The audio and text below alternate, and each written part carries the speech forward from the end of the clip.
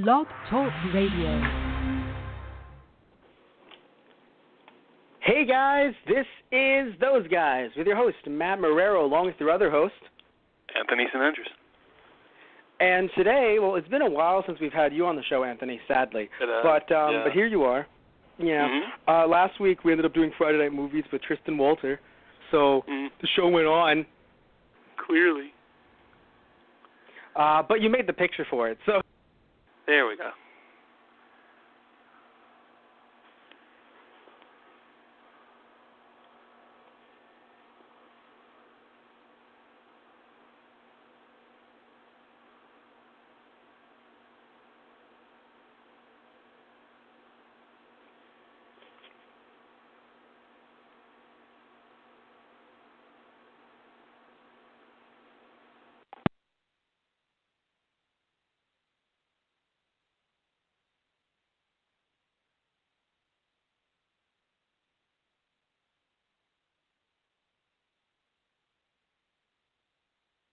You do want to have a movie that's more like the comic book, but I feel as if, you know, for people who might not know much about Norse mythology or might not know much about the comics, Loki felt much more like a random background character. I know that they were trying to focus a lot on him in certain ways, but in many ways I feel like he wasn't a villain enough, in my opinion, which is frustrating because, you know, obviously we've gotten more Loki as it went on, and of course, if many of you know, Loki was the villain in Avengers, so you don't want to give too much away, but I think saving him for Avengers in a way hurt this movie, which was sad because it was such a good movie, right? And the reason why I would talk about it more than, let's say, Iron Man 2 is because, praise it more, is because I think that they juggled too many villains.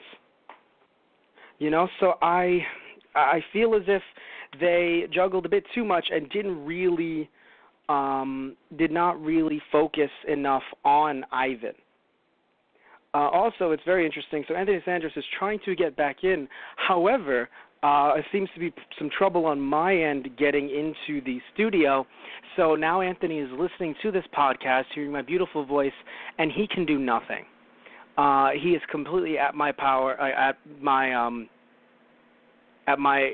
can't think of the word. The point is that I control him. I want everyone to know, as I sip from my soda brand soda, that I am the one in charge, even though I'm not, because I somehow can't get back into our host studio to try and bring Anthony Sinandris back in.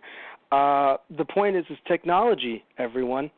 I think many of you that use Pokemon Go will understand technology. When we need it, it will not work.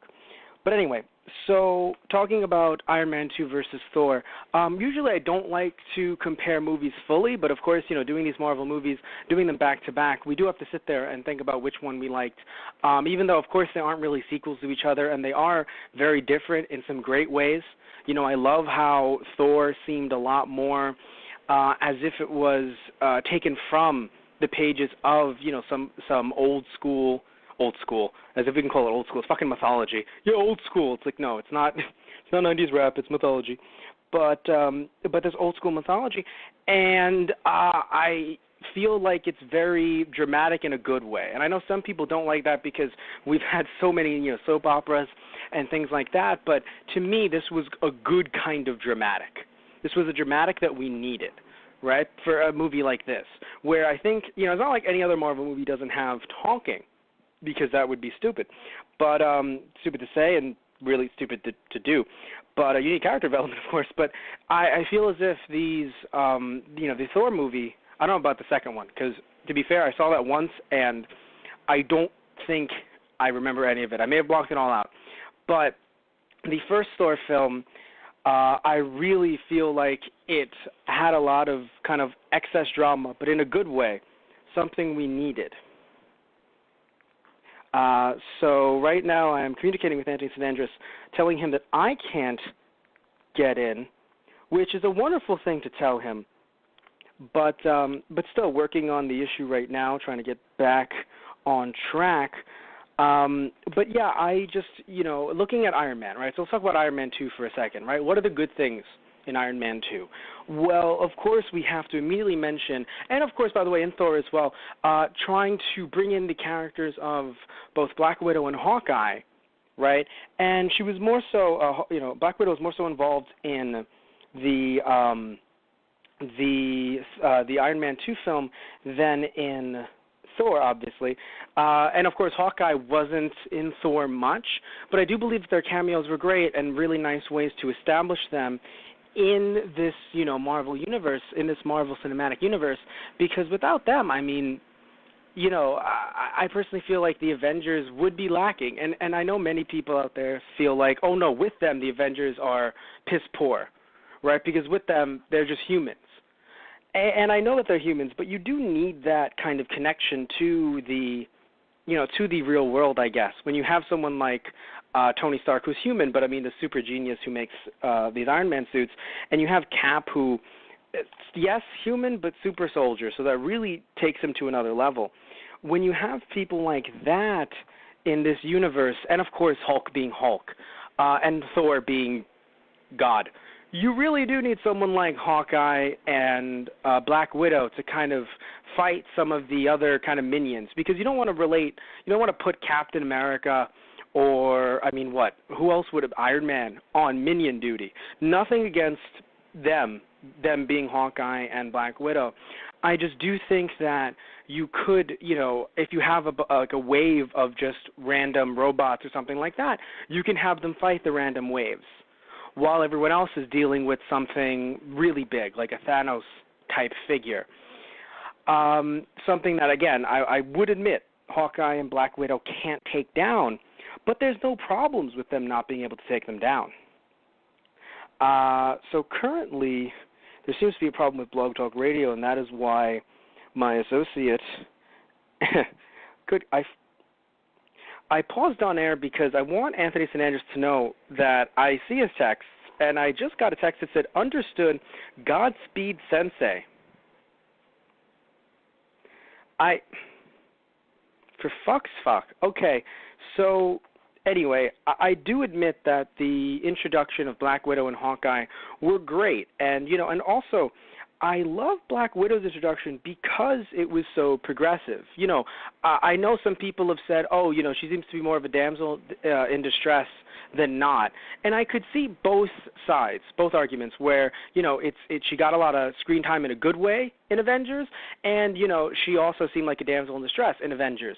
But really in Iron Man 2, I would argue that she was not objectified whatsoever. She was shown to be an agent of S.H.I.E.L.D., and one who can take down, I believe it was like 8 to 10 guys, where we had Happy, right, Hogan, who you think, oh, he's such a big, tough guy, he's going to be able to take down, barely takes down one guy, right? And it seems like these are good. I mean, heck, the fact that in the ring she took him down, the fact that she put Stark in his place, something that I don't think was done enough in this movie, in Iron Man 2, but was needed in general. Honestly, I think she was a great character. And I think she was a great addition, especially Scarlett Johansson playing her as well. I think she really brought a lot to this character, although I do wish that she spoke with a Russian accent more. But at the same time, of course, it would be really weird if you have to blend in as a secret spy, and they're always talking like this, like, oh, no, I am American. Yes, no, I work with you, yes. Like, it would be a little awkward. I think you blow your cover pretty quick.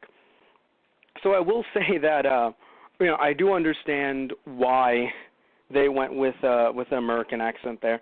But I do think that every once in a while it would be nice if she busted the Russian accent out more often, I would say, personally. But of course, again, secret spy. So really you just want to blend into wherever you are instead of just being Russian one day and then not being Russian another. Anyway, so currently still trying to get Anthony St. Andrews back on the air. I would argue that this would be a shit show, but I don't want to make us sound good in any way. So, if you can find a word worse than shit show, please, let's find it together. Okay, currently I'm getting Anthony St. Andrews back on the air. Hello, Anthony St. Andrews. Hello. Hello, you're on the air. I am horrified at the world. Yeah. Mhm. And so everyone understands what's going on here. Basically, if you don't understand, rather, the system booted you, which isn't a problem, right? You can call back in. But while it booted you, every piece of technology in my house that can use internet says, I'm sorry, we can't get into the host area. So nor can we get onto the actual website, nor can we get into your episodes. Any way that you could try to get into the host area, we cannot do for you. So finally, I just went for the plain website, no any other kind of extension with it, and finally it took me to a clean web page, just the main site, and I was able to get back in. But and it's funny too because I thought, it's my internet. That's the problem. It's my internet, right? No, checking other things, other websites out, just fine.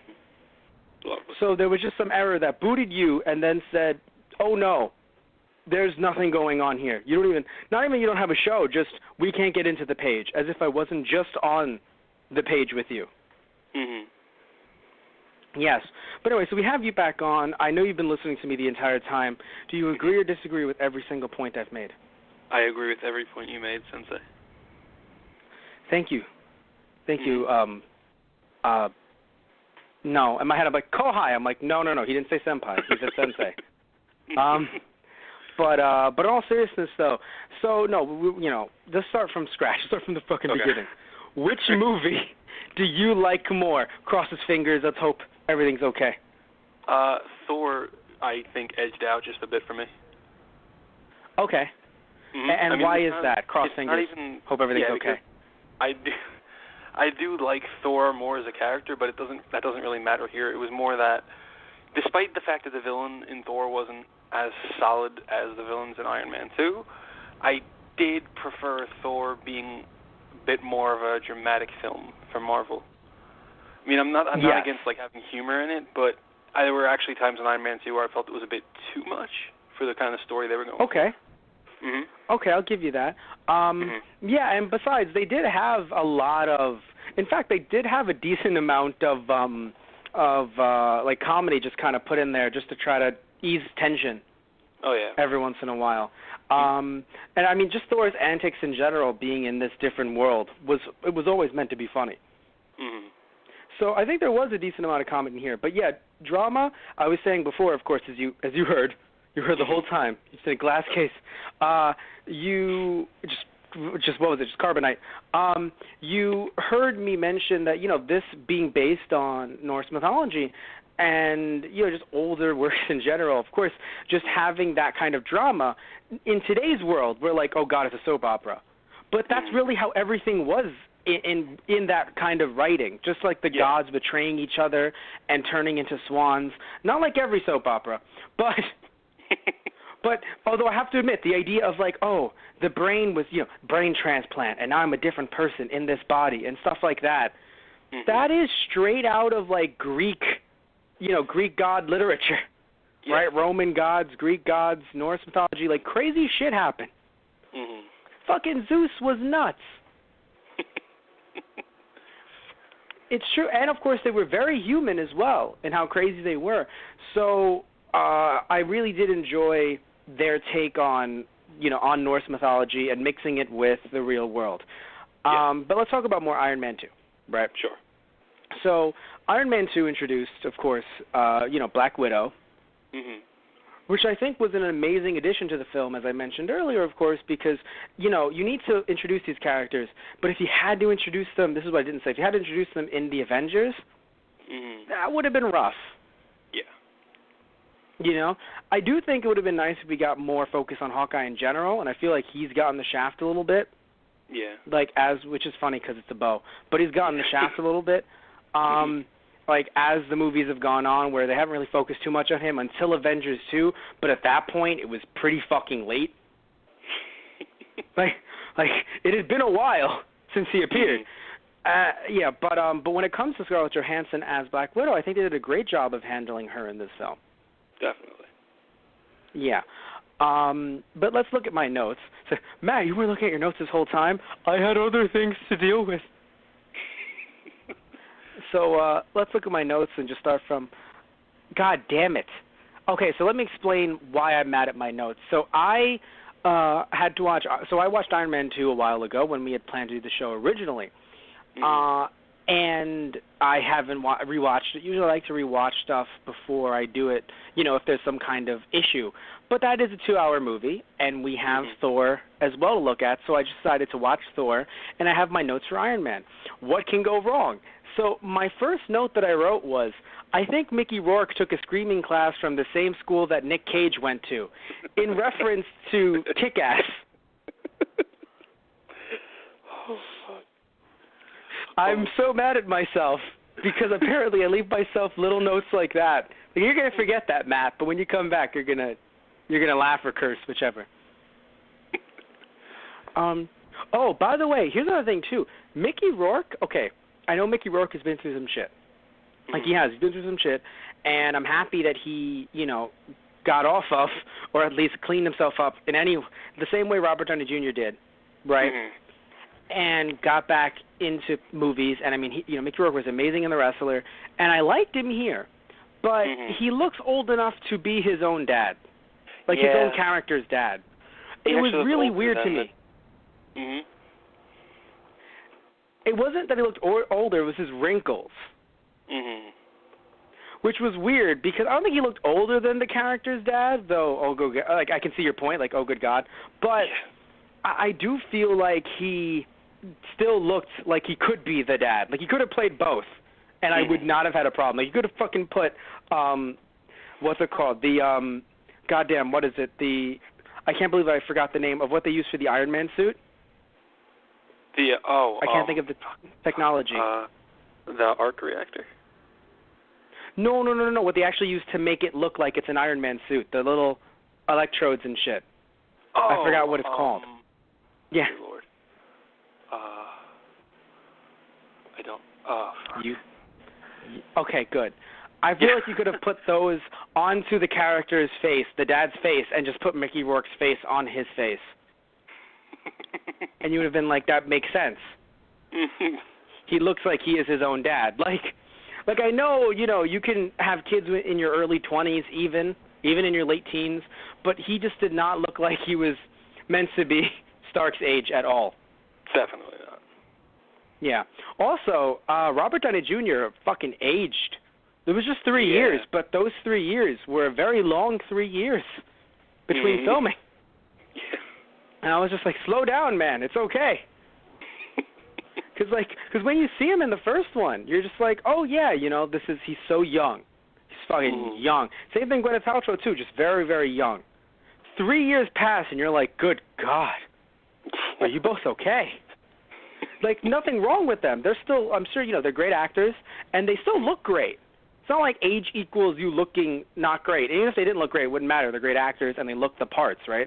But they still aged in a way that I really didn't understand. Yeah. Like, what happened between these two movies?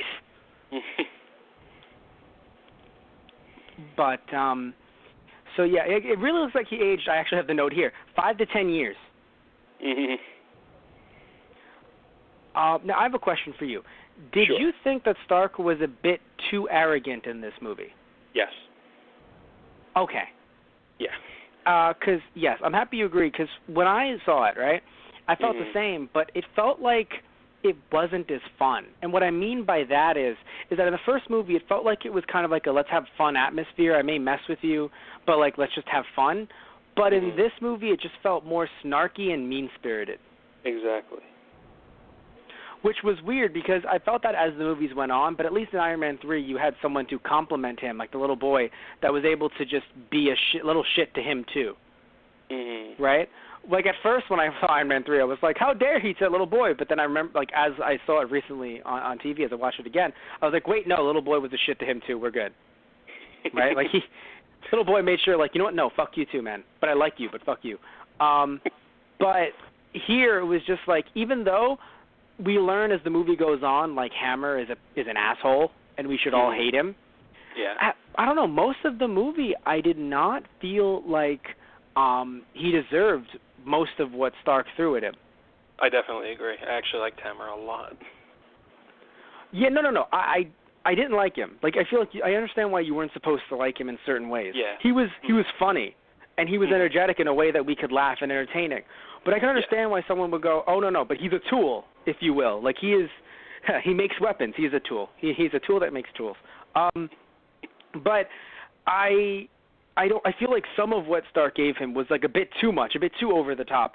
And I don't think that until, like, it was when he brought Ivan out of prison and stuff like that, I'm like, okay, now it's all justified. But before that, like, even, I mean, yes, I know immediately they wanted to make sure that we knew that he wasn't the nicest of guys because of him working with the enemies, trying to make Iron Man suits. Yeah.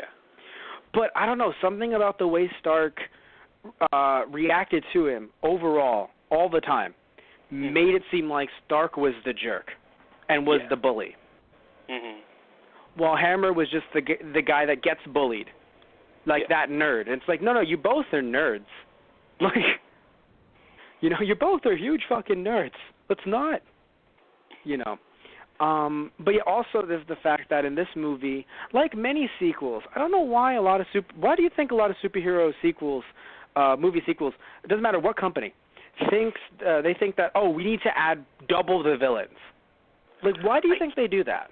I really don't know. I feel like they feel like it's their job to kind of one-up themselves, but I don't think that's necessary at all. I mean, if you have the characters right, if you have the cast perfect, if you got a good story, you don't need to up anything. It'll still be an enjoyable experience. Adding more of this and more of that does not guarantee it's going to be better. It just, if anything, it increases the chance of it being worse. Yeah, the only thing I'll say is, at least with a story like Iron Man, increasing the suits makes sense. Yeah. Right? You want to see the suits in action. But to increase, and by the way, when I say increasing villains, I'm not saying like giving them the fodder villains, because that was nice.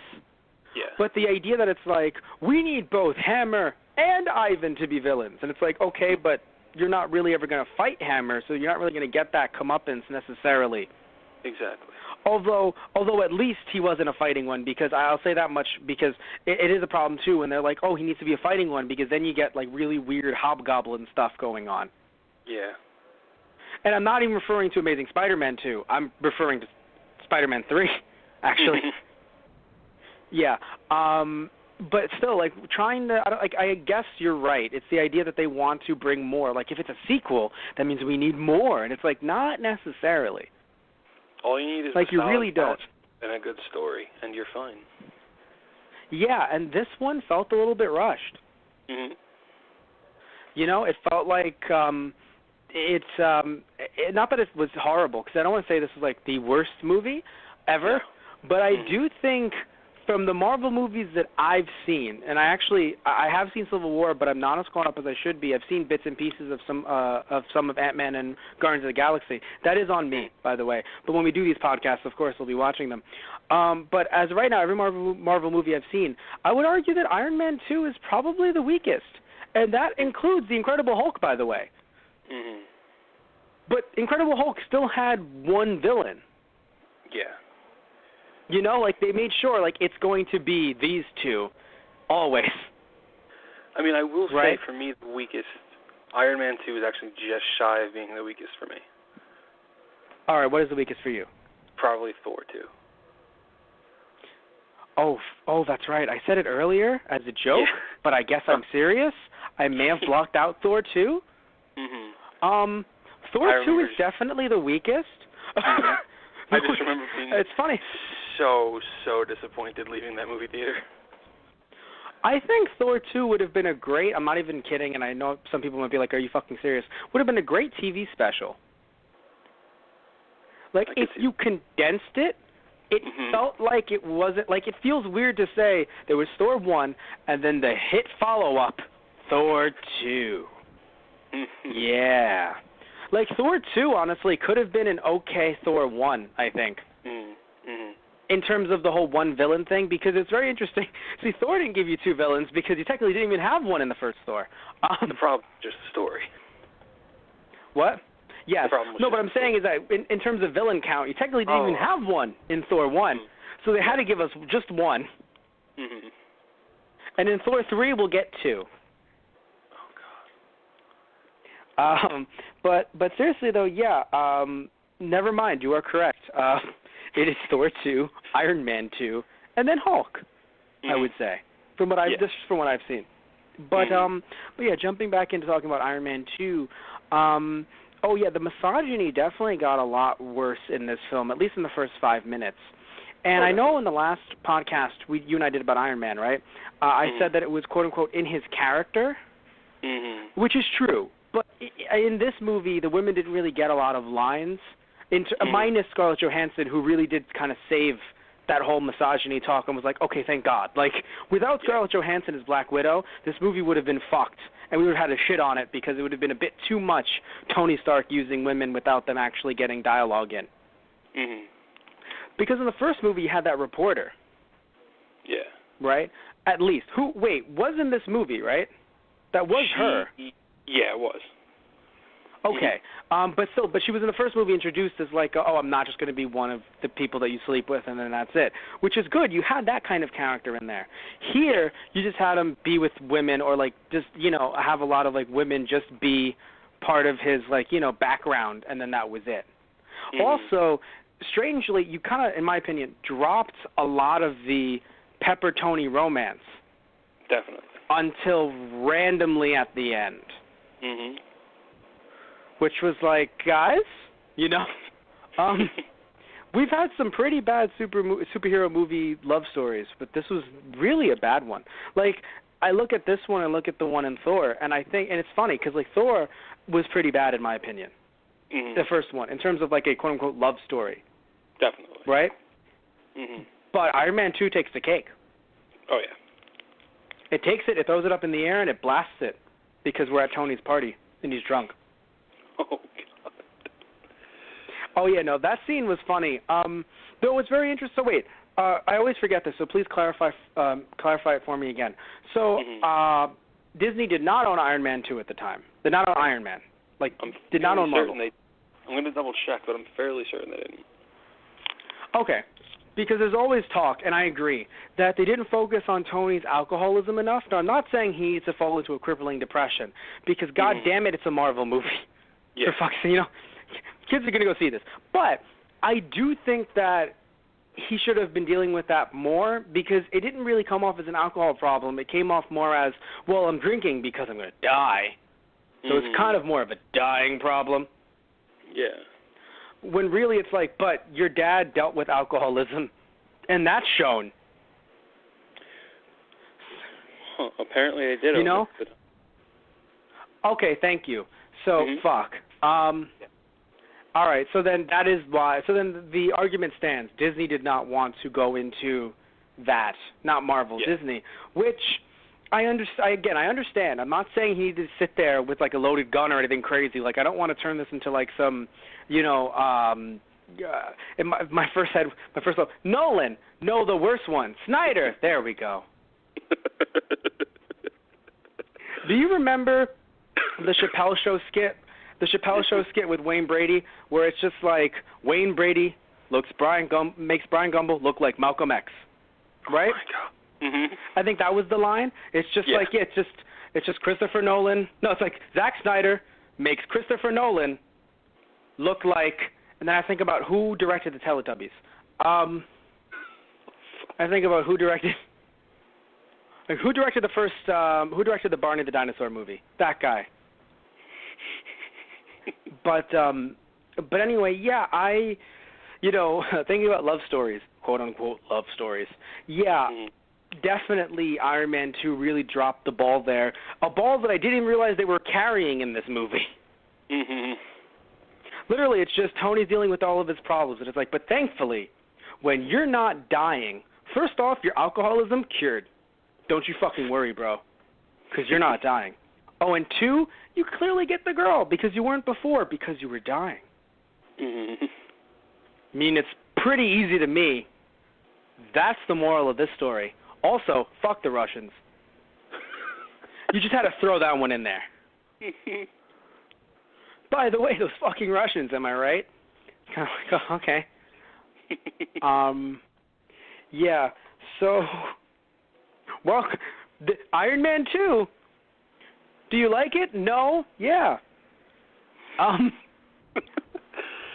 all I right. have a quick question for you.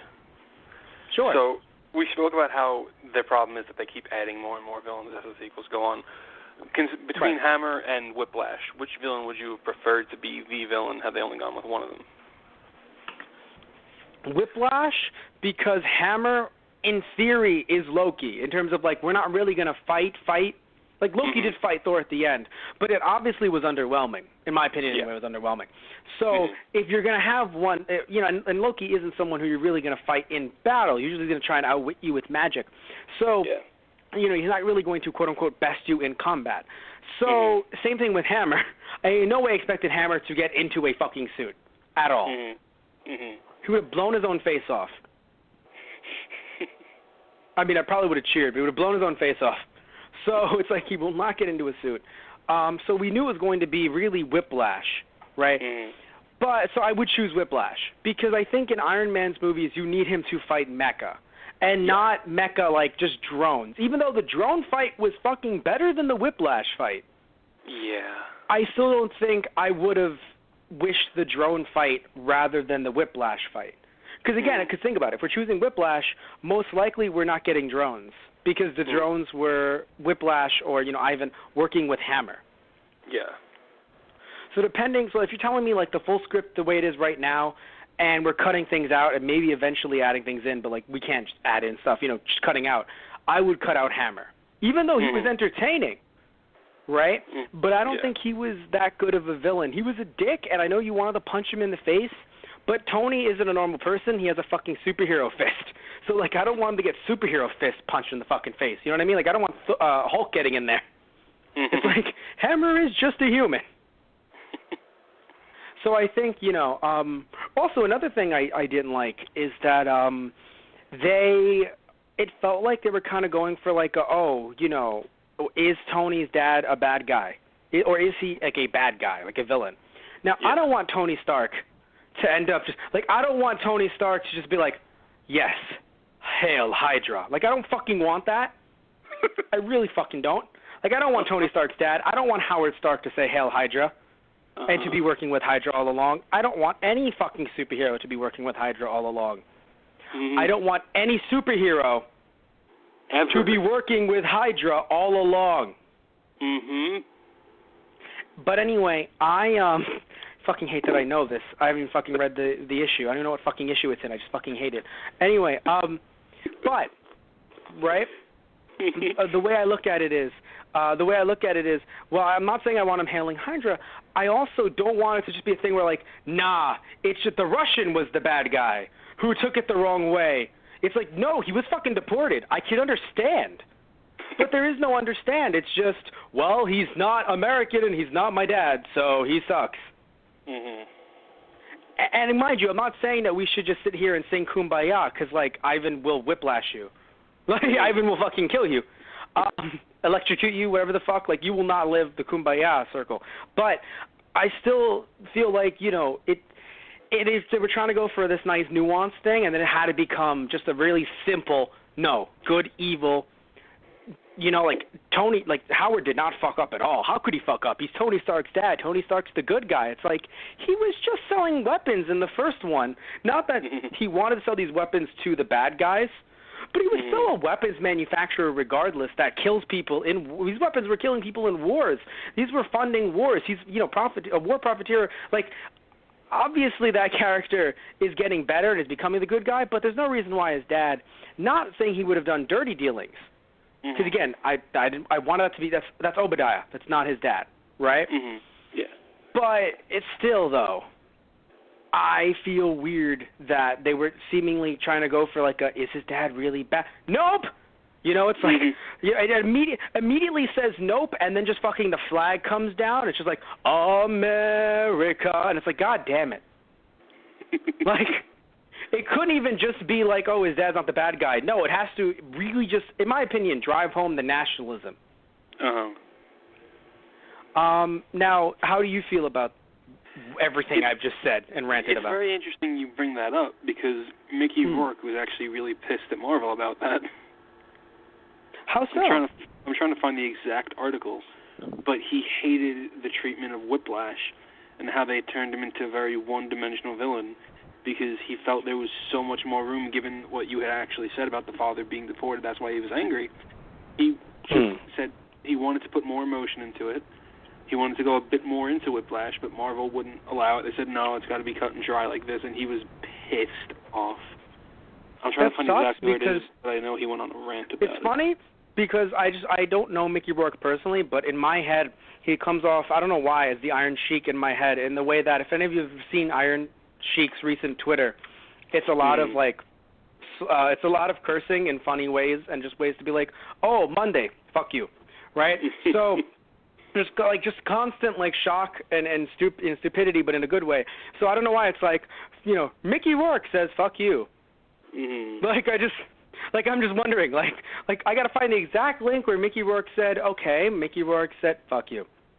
That's it. Here we go. So they had interviewed him.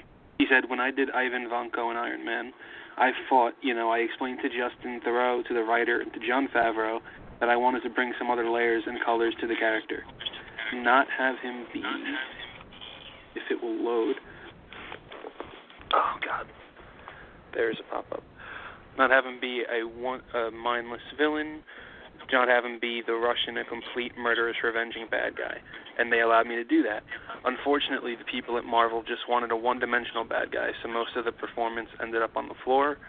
It's effing too bad, but it's their loss. If they want to make mindless comic book movies, and I don't want to be a part of that. I don't want to have to care so much and work so hard, then fight them for intelligent reasoning, and just because they're calling the shots. I didn't work for 3 months on the accent and all the adjustments and go to Russia just so I could end up on the cutting room floor. Because that can make somebody say at the end of the day, oh, F him. I'm just going to mail it in. I was partially correct then. He did say fuck you. Yeah. Oh, shit. I was right. It's not in just those two words. What I will say, though, is I give him I would only go against what he said if they didn't hint at anything better. Mm. But the fact that in the movie they hinted, maybe there's some more to this. And then by the end of it, it's no, just fucking no. Don't worry about it. His dad was an asshole. That's why he was an asshole. They're all assholes. Don't worry about it. Mm-hmm. That really got me. Where it's come on, guys. Because it really, because I don't know, in my opinion, maybe I'm just giving the first one too much credit. In the first one, they would have done some shit like that. Yeah. And by the time Iron Man 2 rolls around, it's not like they've only done 2 movies. But I guess they know Avengers will happen.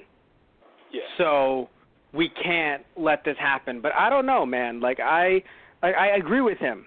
In not all of those, I wouldn't use those words. But I agree with him. Yeah. What he said, conceptually. Because I'm not saying that, just give him a little bit more depth. But he can still, he can be the bad guy. But his dad could have been more conflicted, right? Yeah. Or found something. He could have found something that, he being Tony, could have found a video where it's or some kind of records of his dad being I'm sorry for doing this. I feel bad for doing this. Mm-hmm. It makes you sit back and think, okay, so, it's not like it was his dad's fault necessarily, but he still feels remorse. Mm-hmm. Because, technically, not that it was his dad's fault, but, it wasn't, in the way it sounded at first, it wasn't Ivan's dad's fault. Mm-hmm. But then as the movie progresses, it's nah, it technically really is, though. Mm-hmm. It's all right, fine. I agree with Mickey Rourke in that aspect. It's why can't we make things a little bit more, even, it's not like comic books don't even stray from that nowadays. Fucking comic books will have, even if they don't introduce a new character, they still give enough depth into the villains to make you go, oh, wow, that's kind of sad. You have to die probably or something, but that's still really sad though, right? Yeah. I can feel your plight. I can understand your plight. But here it was just you don't have to understand shit, America.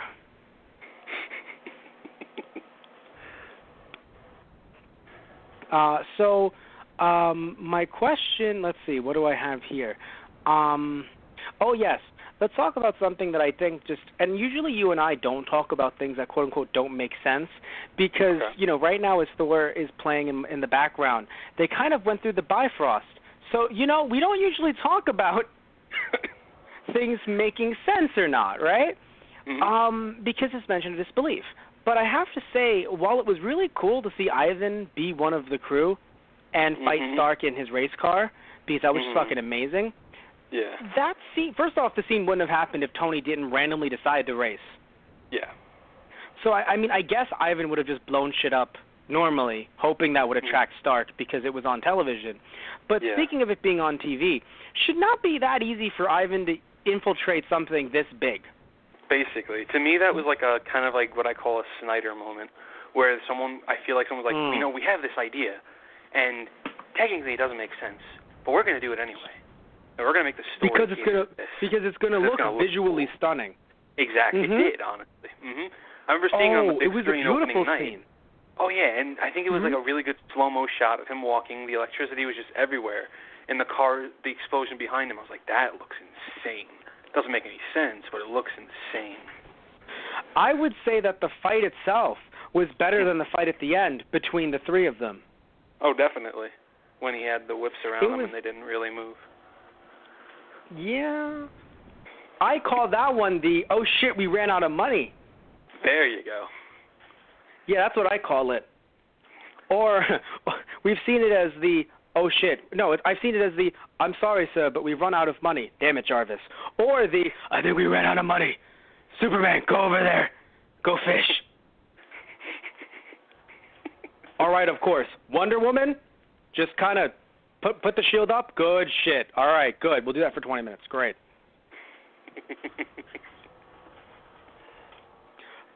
I have a question for you. So you've seen the complete full cut of that movie, right? Yes. Like the long cut. Did Batman do a monologue there to save more money? How did you know? Are you kidding? Are you serious? I'm kidding. God damn it. No, it's just, let me talk about justice and War and Peace. Actually, I will start quoting War and Peace. You know what? Let's just read from page 1. Okay. Like, it's just like, God damn. Just Doomsday? Story time.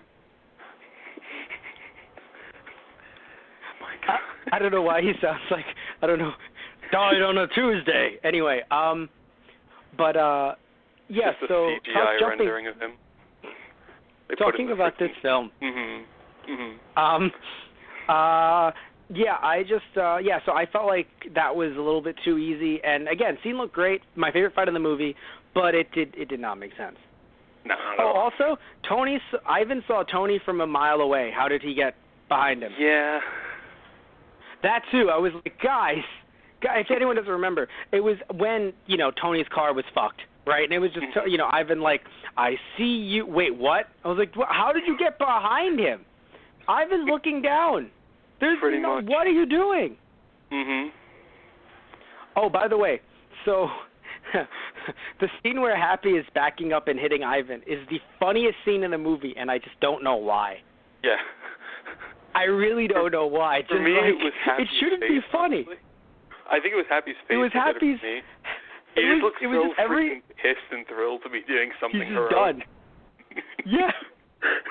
I think what it is, it's him doing that. It's Pepper yelling. It's Tony like, I just need the fucking briefcase. And the fact that apparently, remember, that suit for Ivan, it's not really even a suit. It's just 2 whips. Pretty much. Like, it's basically just like he is the middle of a jump rope. So, him getting hit by a car and living that many times, like, kudos for that guy. Seriously. Like, you're not actually a superhero or a supervillain. Like, you kind of just have this, like, you're just like, whip. Ivan, you don't have to do the noise. They can't hear it.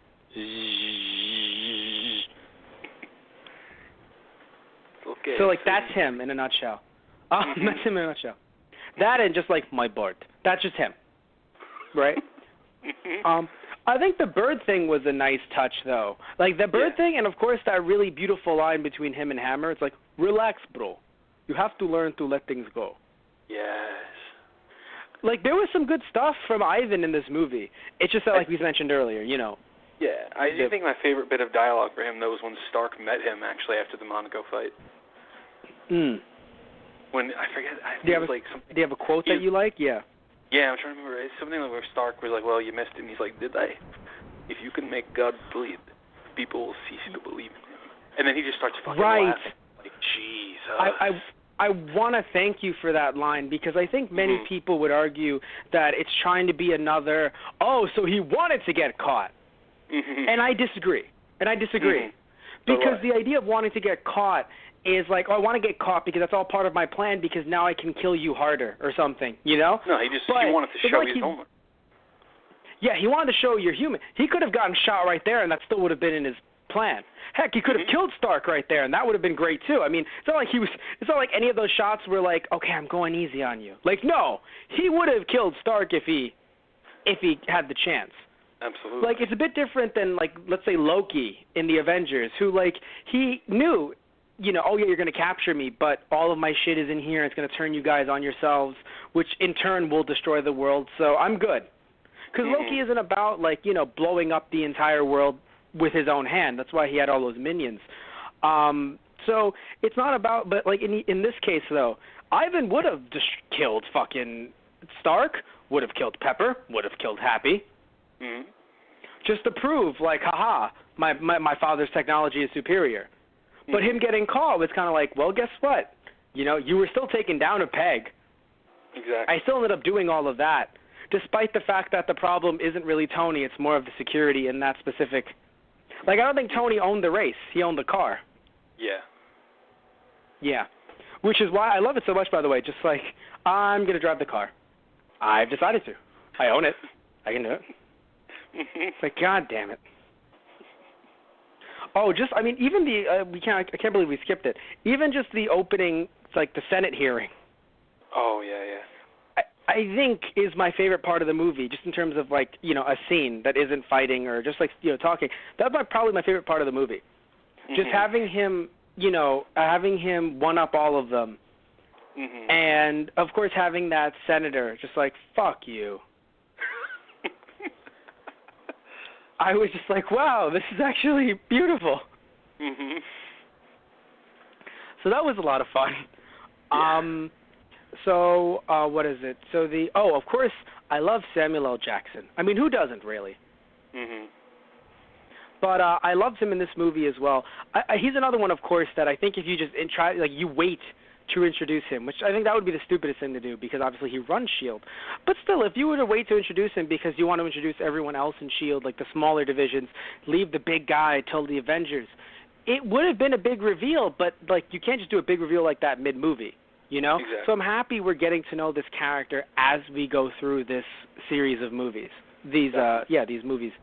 It is nice to get to know him and to get to know that he knows things. Right, like we know, like that he knows obviously, you know, Stark's dad, and he's been around for a while. Like Samuel L. Jackson, while he's probably doesn't age, he doesn't look like he's in his 20s, right? He does look like he's a bit older. So it's good to know that he actually has been on the front lines. Like we haven't really seen, you know, we're probably not going to get. I mean, maybe we will one day, but I don't think in the near future we're going to get a standalone movie for, you know, Nick Fury. We might get a Netflix thing, or we might get some other kind of TV series focusing on his background, but we're not going to get a standalone movie for him. But it's still nice that we've had some of his background throughout the movie so far, and I believe he also gets showcased a little bit in the Captain America film. Right? I'm correct there? Yeah. Yes, sir. Okay. So it's good to know more about this character. Because we know everything about him. I mean, we're Howling Commandos, you know. Apparently his son was African American, and then also Nick Fury. He made Thor unworthy of his hammer. Did he actually do that? Yeah. God damn it. In Original Sin, he whispers a sentence to Thor, and he just can't lift Mjolnir anymore. Oh, wait, I'm confused. The Original Sin, you're talking about, like, older Nick Fury or his quote-unquote son? Oh, older Nick Fury. Oh, why do I remember this? I was reading Original Sin. I liked Original Sin, actually. Sort of. Interesting. Yeah. It wasn't. I liked the moon fights, and I liked that Fury wasn't as dead as I thought he was. I thought he was pretty dead, man. Yeah. Also, I liked the stuff about his past. Like, I liked that they went into his past. Original Sin wasn't the worst, but I mean, you know, It's not a brand new day, you know. No. No. So Tony's dad talking to him was really sweet, I want to mention. Like, that was nice to have in the film. Because, again, we don't know much about his dad, and, you know, it just seems like his dad was very much like a stern, I'm not really going to say I love you kind of dad. So it was nice to just have him have that little hidden message there. That clearly people at S.H.I.E.L.D. saw it. So they're like, Tony, just look at the footage. Yeah. Here you go. Also, he fucking used Captain America's shield to level the coil. I know. He fucking used Captain America's shield. Fucking fuck.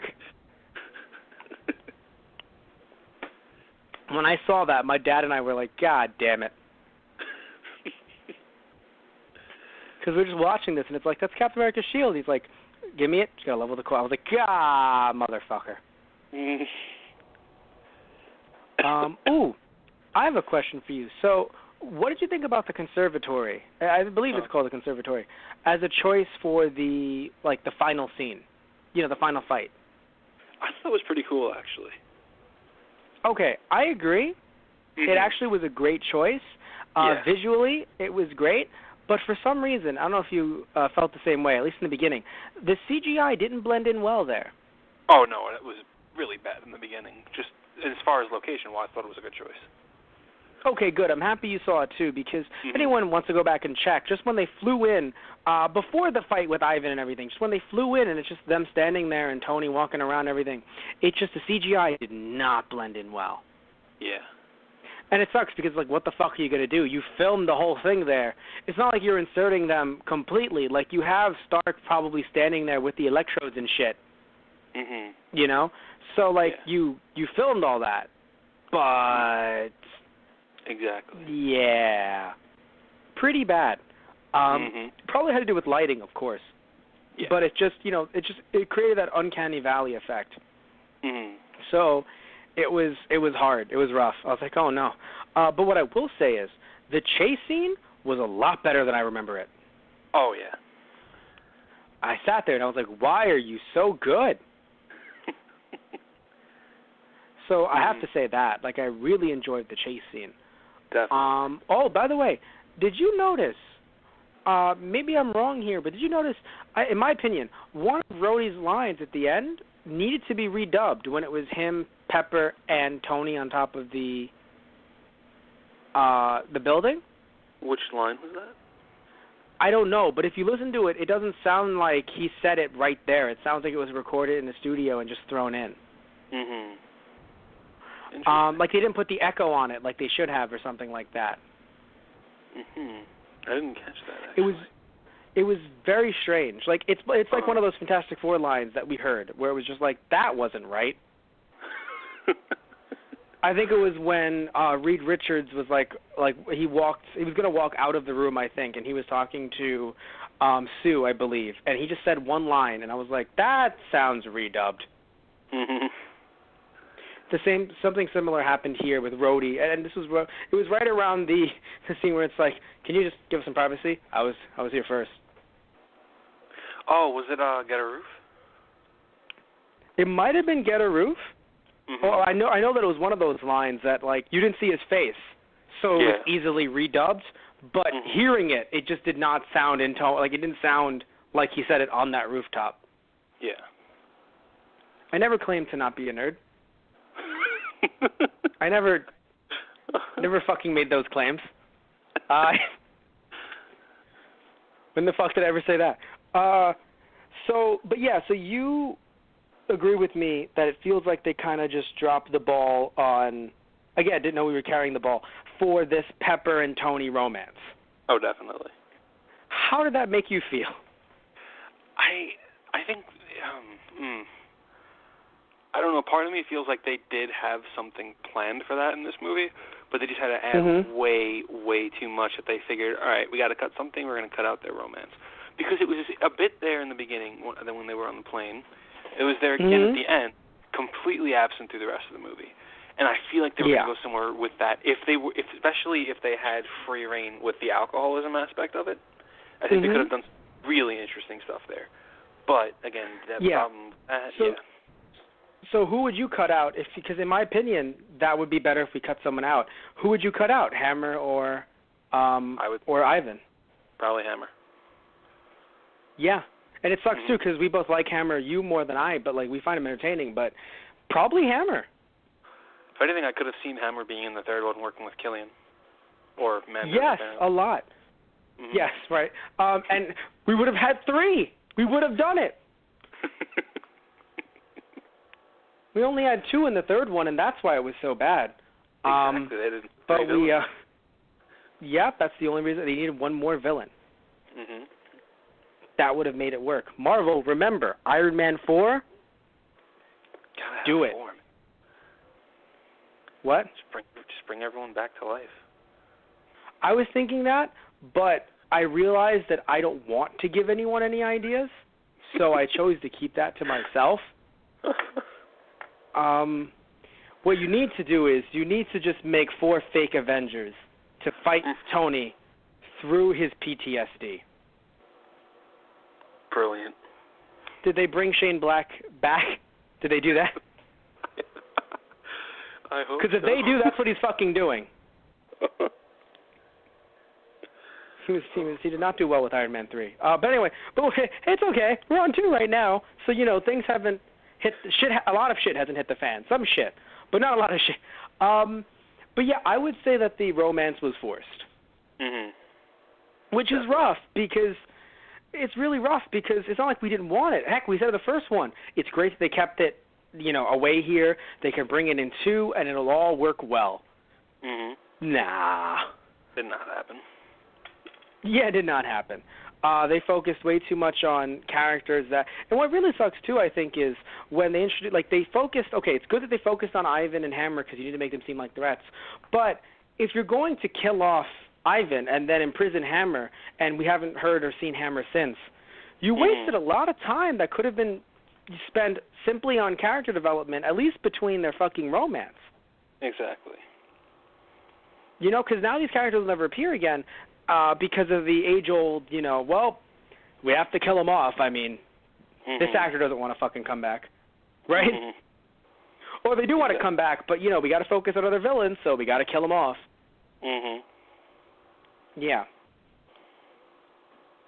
The last fight between Ivan and it's very interesting because overall, this happened in Thor as well. I feel like it's not even just a Marvel movie thing, by the way. We've seen this with a lot of superhero movies. Maybe not all, but like a lot of them. They don't know how to handle their last fight. Yeah, they really don't. At least Thor gave us, and even Iron Man gave us such a huge, Marvel movies, in my opinion, the ones that at least these last 4 that we've done, do a good job of making a fight right before their final fight, if you will. The Hulk was actually a good final fight, I'll admit. Compared to all of these, Incredible Hulk had a good, 2008 had a good final fight. But usually with these Marvel movies, 3 out of 4, which we can say is sort of a trend, fucking 3 out of 4 that we've done so far. They make a fight right before it that you're like, whoa, that was great. That means the one after it has to top it. And it's just like, no, we actually cannot do that at all. Suffer. Yeah. So, because in Thor, you have them fight the, I'm going to call it a robot from the Fire Nation. The Destroyer. Okay, thank you, Destroyer. Right. I was close. I was really close, except so not. Close. So, the Destroyer. And then you fight Loki, and it was kind of underwhelming, right? Here, you have them fight all those drones, and you're like, holy shit, this fight with Ivan is going to have to be in... Oh, that's where the budget went. Yep. Everywhere else. I would argue this is actually the weakest of the final MCU fights. Yeah, I'll give you that. Because at least Thor and Loki were methodical. Exactly. It was a methodical fight, but it was really fucking short. Pretty much. Yeah. I mean, this fight is a little bit reminiscent of, and I know it was still better than this one, but it reminds me of the Daredevil fight, where, earlier in the movie you have a fight that you're like, oh my God, this final fight's going to be amazing. And then we were wrong. Yeah. We were just so wrong. I mean, literally Iron Man 2 to a T in that way, where, you see the fight earlier with Ivan and Tony, and just how they're just, he's trying to put his suit on and everything. You're like, this is amazing. Just wait till he gets an How actual could this suit. Yeah, how could this not be a good thing later? And it's like, oh, just because? Okay. That's fine too. Whatever. Mm-hmm. You know, just a superhero movie, that's all. But yeah, so before I mentioned Scarlett Johansson fighting 12 guys versus Happy's one, so I got that out of the way before I got you on. Yeah, you heard it. Yeah. Anything else you want to mention? I mean, I know we mentioned Tony's party briefly, but I think we covered that with the idea of the alcoholism. So, I mean, is there anything you want to mention before we move on to Thor 1? No, I think we covered it. Okay, so let's talk about Thor 1, and let's talk about why you enjoy it so much, because that's about why I enjoy it. And I know you said you enjoy the drama, but, like, what do you feel, like, are there any other aspects you want to mention before we actually discuss, characters and things like that? I enjoy the fact that they didn't shy away from the fact that it was Norse mythology, that they didn't try to modernize it too much, that they're like, you know what, there is Norse mythology, we can modernize it a bit, but we got to ultimately honor that. And I thought that was really cool that they kept a lot of that.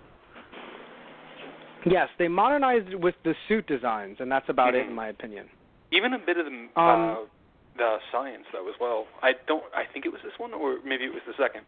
But some of the Asgardian technology actually shot lasers out of their stuff, which always kind of threw me off a bit. Yes, I believe it's more of the second one, but yeah, I get your point. I mean, of course, Thor's explanation of magic and science, where I am from, they are one and the same. Yeah. So they're not science lasers, they're magic lasers. Yeah. Gotta fucking make that clear. We will be destroyed on the internet, Anthony. The internet will destroy us. I know. But anyway, so I like the idea, like I said, I keep on saying over and over and over again, they talked a lot, but here that's good. The only thing that I'll say that's bad is that they removed Thor's third brother, Balder. Yeah. Which I feel like he would be real nice if he was included.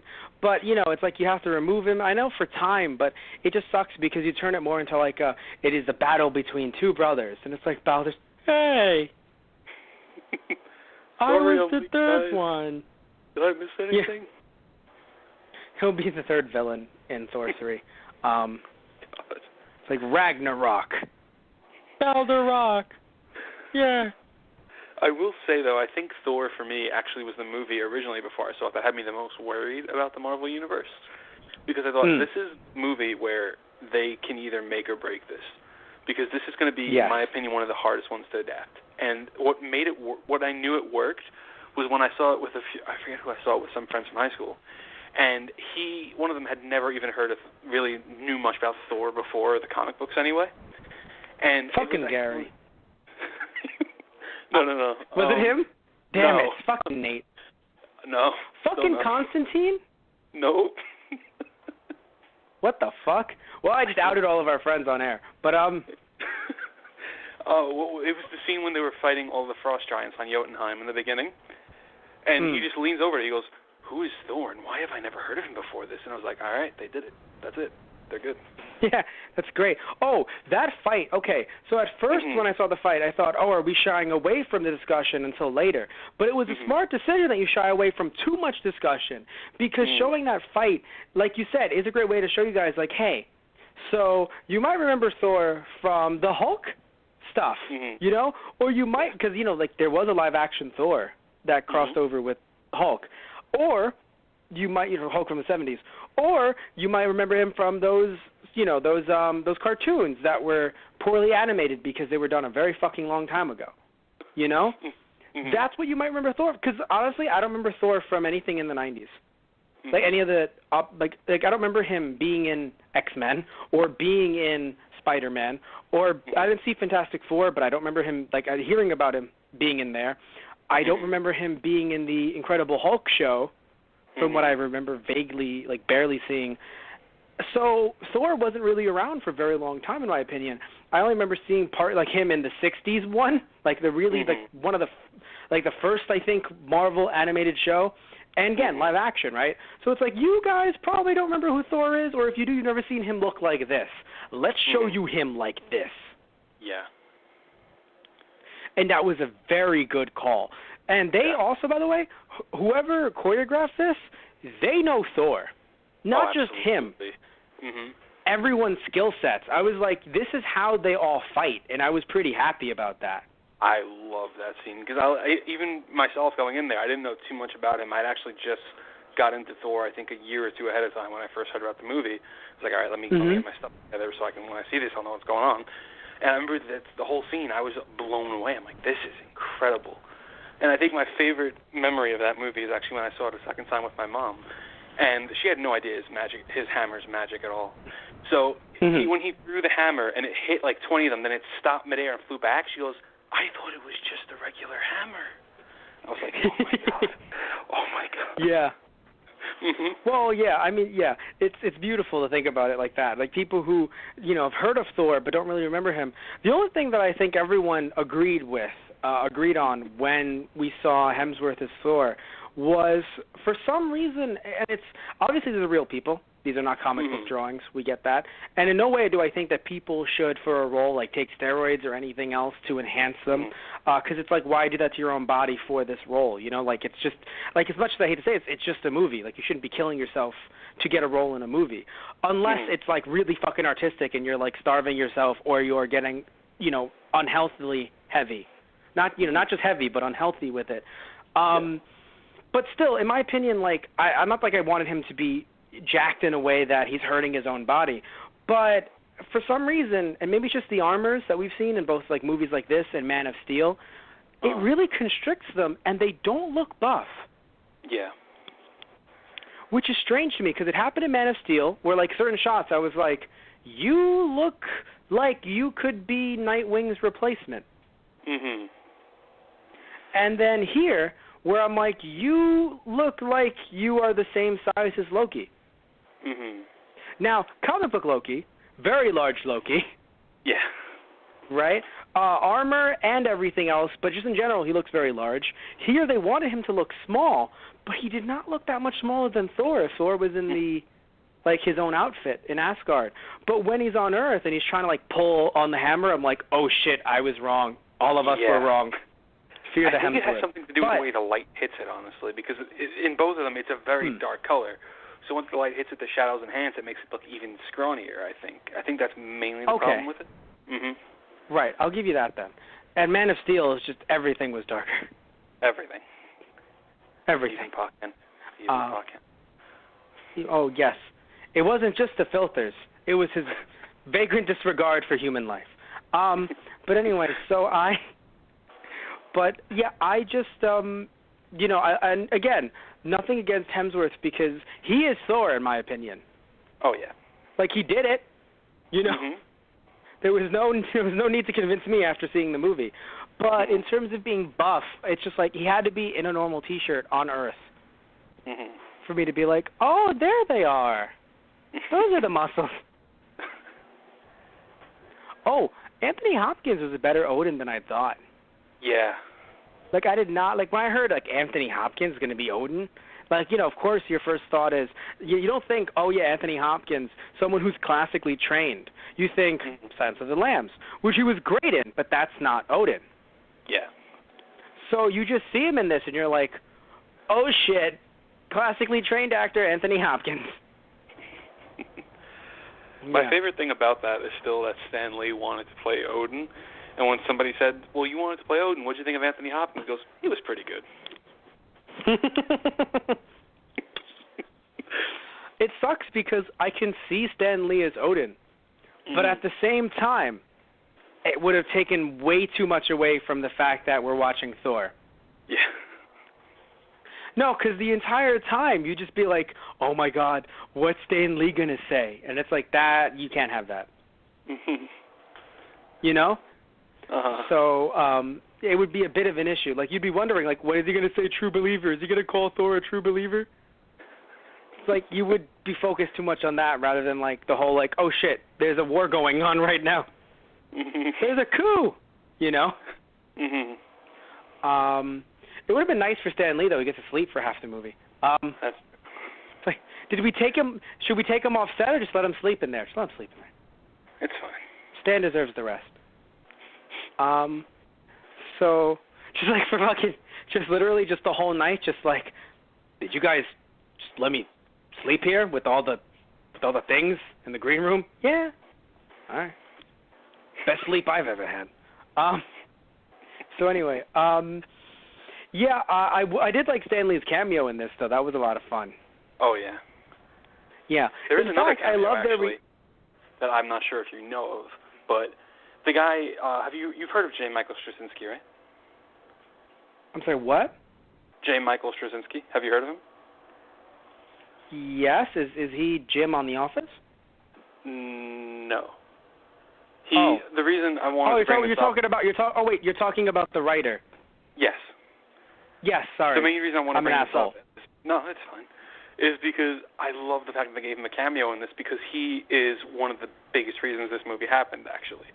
Because Thor was struggling with his own series for a long time, and then Civil War, obviously, like, Thor was killed off before Civil War, and then right around, I believe it was either 2006 or 2008, somewhere in that time gap, they actually hired Straczynski and be like, listen, we want to bring Thor back. We don't really know how to do it. Can you do it? I love his Thor run. Yeah. He was responsible for You recommended it to me. Yeah. He wrote Thor back. That kind of sparked the idea, hey, maybe we can make this guy part of the MCU. And I'm so glad they gave him a cameo in the movie because of that. He was the first guy to try to pull Thor's hammer out of the ground. Nice. By the way, if anyone's like, Matt, you're a piece of shit, I want to mention that if you don't know, Jim from The Office, his actor's name is John Krasinski. So please understand why I thought, please. I've read the arc. I could show it to you on my Kindle. He goes to hell. He goes to hell. But no, that is when he went to hell, right? That's not the Gillen stuff was after that, right? Or is it? Right. No, it was after. Okay. So like, Straczynski was when he went into hell. After the shit with Loki. Yeah. Because battle. Battle. Okay. So anyway, but yeah, so that's nice. I'm happy he also made a cameo. No, I thought you said that Stan Lee made 2 cameos. Oh no. Second. I was like, why did Stan Lee make 2 cameos? Stan Lee. That is true. So I want to mention. So before I mention Loki being smaller in this movie, but I really want to mention that he really is pretty tiny. Like, I understand them wanting to make Thor and Loki different, not just in how they act, but trying to reflect that in how they look, where, like, Thor is bigger because he's a brute, and Loki's skinnier because he, in a way, it, like, resembles a snake, if you will, like a cunning snake, right? But, I don't know, I do like seeing a buff Loki, or at least Loki with enough armor that he looks buffer in the comics. It might also be that the fact that he was auditioning for the role of Thor beforehand. Interesting. But he is too small to be Thor. But it's still interesting. I mean, granted, he's a good enough actor to be both, funnily enough. Like, I could see him acting as both, just in terms of acting ability. But I understand why it's like, no, let's give him Loki instead of Thor. But he was still very small to be even Loki. Both were small. Then again, it is comic, so it's like human. They're human sizes, Matt. They're people. They're taller than you. So that's true. Kat Dennings was fucking hilarious in this. I know that I'm sure there's some people out there that did not like her or her character. I liked her. I did too. Yeah, I think she was good in this movie. I think she did well to complement, the seriousness of the professor and Jane. So I think that she, did a very good job. A little bit, I'll say, her character is never really explored. But, I mean, she's just, that's what they made her for. I think they made her to be just, a comic relief character, and that's that. My favorite line from her is still Mew Mew. What's Mew Mew? Yeah, Mew Mew. I'm sure that pissed a lot of people off, but I laughed because I was pissed. But, like, it's like, God damn it, good job. I think my favorite line was just, what was, like, the whole tasing thing where it's like, the whole, like, it was when he first fell down. And it was like, does he need CPR? Because I know CPR. I was like, yeah, that makes sense. But I do think I would have liked Thor explaining himself a little bit more, but I mean, he's arrogant. He doesn't feel like he needs to. He's like, they all know who I am. Because what I like, though, by the way, he has been on Earth before, because they do make references in this movie, the fact that, like, it's not as if Thor has never appeared on Earth. Like, it's not like they don't, like, it sucks that he's banished to Earth, but it's not like he doesn't know Earth at all. He just doesn't know this Earth, because it's been so long. Exactly. And I say that because, obviously, we have the Norse mythology on him, so, like, we couldn't just assume. Like, obviously, he fucking showed up. Right? And also the fact that I believe, God, who was it that said, yes, it was, I can't believe I forgot his name. I'm going to say Frenchie McFrencherton. He was one of the Warriors 3. Fandral. What? Fandral? Fandral, thank you. If you're asking for the actor's too. name, I have no idea, but... No, I don't need the actor's name. It sucks, too, because he's my favorite of the Warriors 3. Really? But character design-wise. Okay. And because I love him in the comics, and I love that he looks basically the same. Like, out of all 3, I just look at him, and I'm like, how the fuck did you do that? Because I would say my favorite is definitely Volstagg, without a doubt. Obviously, I know why it would be Volstagg. I fucking love the line, "Do not mistake my appetite for apathy." It is a very good line. Every time. But I have to mention, though, just, like I was saying before, I love that that Fendra, I love that he mentioned the line, like, this isn't like we're just traveling to Midgard, like a normal stroll or something, and to Thor before the fight, which makes you think, oh, God, they've been to Earth before. It's not like they've never been there. Yeah. Which is good, because, like, we don't have to follow their time on Earth in the past, but it's nice to know that, like, no, guys, please don't think that we're throwing away everything. Yeah. I mean, even the fact they didn't kill Odin was nice. Because I was sitting there like, you're going to kill him and throw away years of potential plot points because maybe Anthony Hopkins doesn't want to come back, which it's interesting. So my question to you is, this is the movie that we started to hear, I mean, technically Iron Man 2 as well, because that's when it came out, but like Iron Man 2 and Thor, this is when we started to hear like people being unhappy with Marvel's handling of them, right? Yep. Because Iron Man, yes, arguably we heard from Terrence Howard, like, oh, I wanted more money. But, like, that's just to chalk it up to, you wanted more money, you can't get more money. Even though, yes, we understand, Robert Downey Jr. gets a lot of fucking money. But you can't get the money, you leave, we get in Don Cheadle, and in fact, sorry, I like Don Cheadle a lot as Rhodey, right? But then we hear from Mickey Rourke, and I don't think we had Anthony Hopkins say he didn't enjoy his time in the movie because of Marvel, but he did hear he didn't want to come back. Then we hear Natalie Portman not wanting to come back. Twice. Yeah. And then I remember I can't remember the actor's name, but he was in The Matrix, and of course he was Red Skull. Oh, Hugo Weaving. Not wanting to come back. Hugo Weaving, thank you. That's a name you should never forget. Just that's the way it sounds. Hugo Weaving not wanting to come back either, and it's so interesting because of how he was treated or how the movie was done. Very interesting. Like, I don't want to talk about, because, like, we don't know anything. Like, there were no other stories released unless you know some stuff that I don't. But Idris Elba as well. Really? Oh, I didn't know that. I thought he was just very happy being Heimdall. No, I'm reading it right now. It says... well, shit. Yeah. When they asked him about what it was like to do the movies and everything, he flat out said torture. It ripped my heart out. Well, you know what? Here we are. Those guys on the radio breaking old news tonight. If you haven't heard it, you've been living under the rock we have. Well, I'm confused. You knew about it. I didn't, right? Yeah. Okay. Fair enough. Was right around the Age of Ultron when they were doing press for that, and there was word got out about his cameo. That's when he decided to tell them that. So it wasn't too recent, but. Okay. What I find interesting was he still came back, right? Like him, they got Thor's cast back, and I'm like, you guys didn't like it, but there's something you did like. I mean, except for Natalie Portman, anyway. She fucking came back. No, but not for 3. I thought you meant that coming back for 3. My bad. No, I meant for 2. Okay. Everyone was complaining before 2. Maybe minus Idris Elba. But I remember Anthony Hopkins and Natalie Portman being like, I don't want to show up for number fucking 2.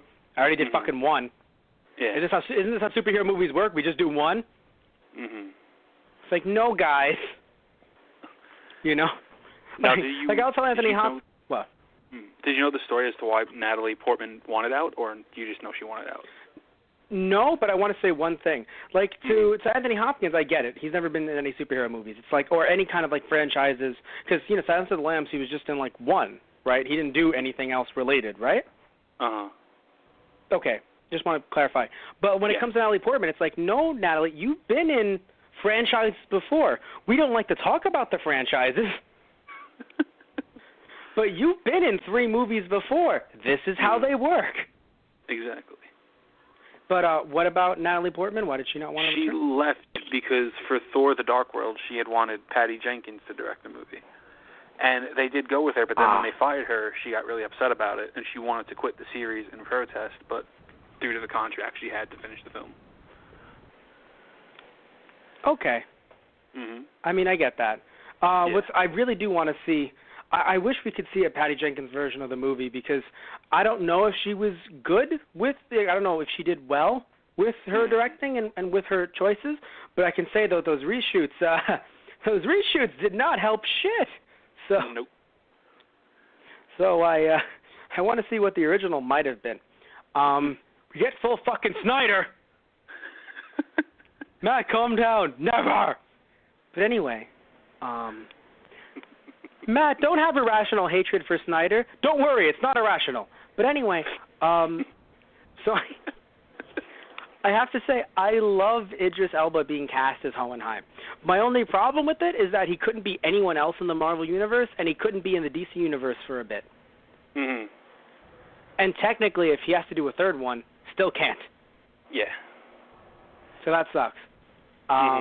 Because I'd really like to see him in the DC Universe. Like, if Idris Elba could have been Jon Stewart, I would have been so fucking happy. I've been pushing. Right? Like, I would have been happy. Mhm. Yeah, but from the looks of it, that's not happening. Definitely not. No. So let's see, what do I have? Oh, the Frost Giant fight in the beginning, the one that you and I both loved. Mhm. Did you think it was too dark? Yeah. Not gritty, like lighting. No, absolutely, yeah. Do you think it might be because they were trying to hide potential CG problems? Because usually anyone who works with CG, you like darker scenes. I think it was that, and also maybe a bit of the practical effects as well. Because a lot of the Frost Giants actually were just straight up makeup. So it's not about hiding CG, it's about hiding the makeup. Yeah. Okay, fair point. Trying to get like the right tones and everything like that, I think. Yes. I'll give you that there. That actually, I didn't realize that. I mean, okay. Mm-hmm. I was going to say that I think the dark light definitely helped them out when Odin actually showed up through the Rainbow Bridge. That was visually stunning for me. Yes, and again, it's not like, they're not going to be in a world filled with sun, so of course it would be dark, naturally. Mm-hmm.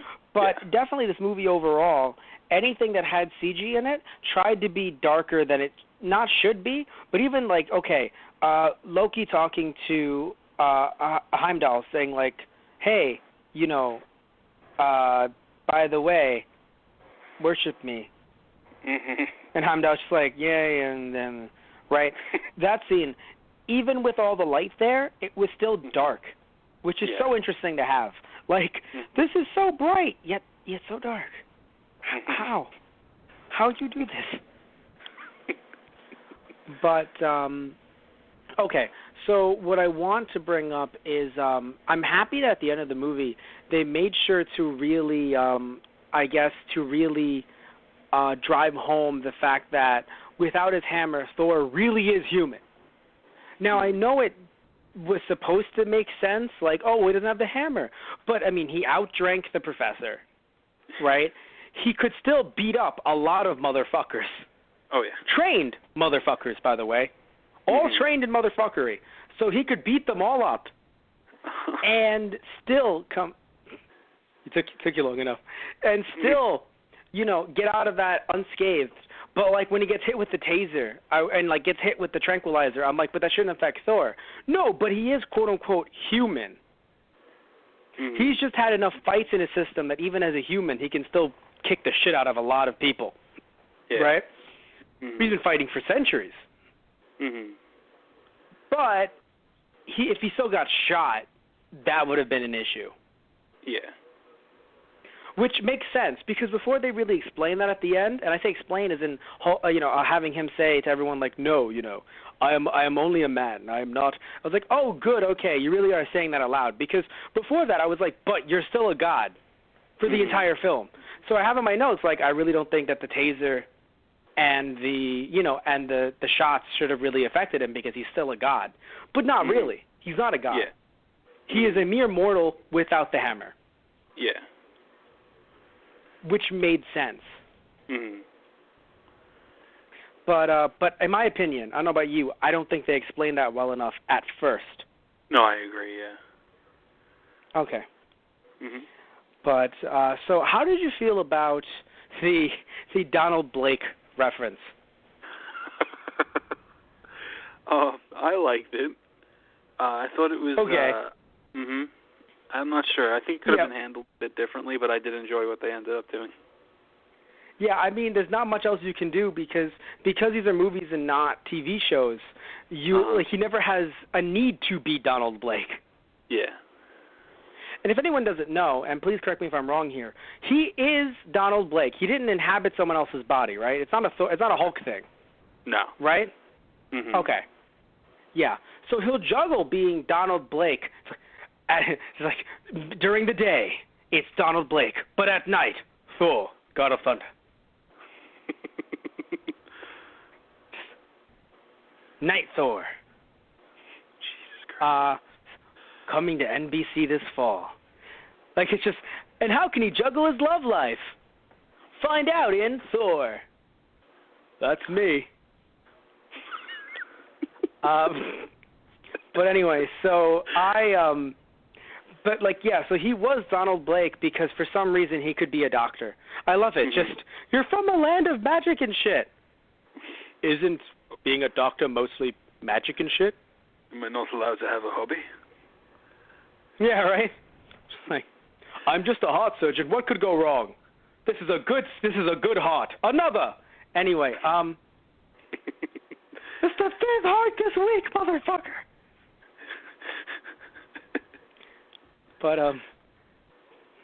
But anyway, so but in all seriousness, he was both. It wasn't like a Hulk situation. He just pretended to be both in the comics very early on. Mhm. And actually, I think in the Hulk, in the live-action Hulk, he was a lawyer. Was he really? And not a doctor. I believe he was, because I remember there being a trial of Hulk, and so he was both. He basically played the role of Daredevil. Mhm. In a way, because he was trying the Hulk. Yeah. But anyway, yeah, you sort of remember this, vaguely, right? A little bit, yeah, a little bit. Okay, because I saw it when I was very, very young. But anyway, so the point being is that, he was a doctor, and this is their way of saying, like, we'll give you a nice little throwback to that, but we can't have Thor be a doctor. There really is no reason why in this universe Thor could be a doctor. And I have to be honest, I sit back and I'm like, yeah, it just would not have made sense. It is a nice alias, but it would not make sense if he actually had to be a doctor. Because if I remember correctly, Thor was a doctor. It wasn't like, oh, I'm going to pretend to be. No, Thor did doctor things. Yeah. It's not okay. It's just not okay.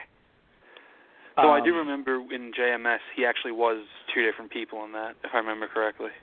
Yeah, that's why I asked you, because, I was confused. But, back in the day, it was just Thor by night. Fairly certain. But, yeah, because it sounded like, because I remember a clip of him, like a picture, rather, of him talking to himself. But I was like, but he was one guy, right?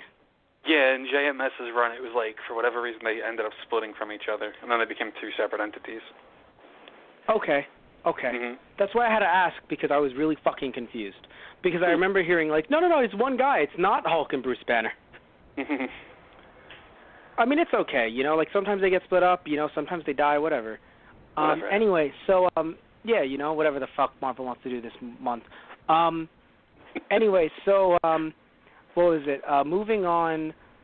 Oh, this is the first time in a Marvel movie, and I'm pretty sure I'm correct here. First time in a Marvel movie they use the end credits teaser from the last movie in this movie. Yeah.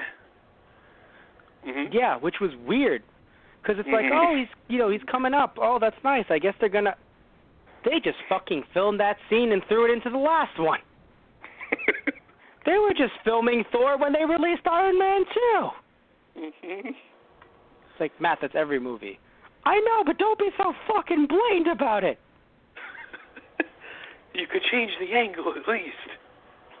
Yeah, no. By the way, speaking of angles, really weird angles in this movie. Yeah. Camera-wise. Yeah. No, like, the director for this movie, really big fan of just tilting it to the side a little bit. Mm-hmm. And I'm like, but por qué? Like, especially why? in scenes where it wasn't needed. That's how I feel. Like, I do not, like, a lot, like, some of it I saw and I was like, this is nice. But many other ones, I was like, why in the fuck? I think my favorite offender is when the Warriors 3 and Sif were pounding on the glass door. It's like, found you. If whoever reason, it's like complete angle shift. Holy like, what? shit, what the fuck? That what? just happened. It's playing in the background, and they're like, when they pounded on it, said, found you, and then all of a sudden fucking literally Volstagg, boom, boom, boom, found you! God, I wish there were cameras right now. This is a little weird. Do you do magic? It's possible me and Volstagg are one and the same. Oh shit, you were Punisher? Maybe. You don't need to know what I did in my hobby time? Good God, Volstagg was Punisher.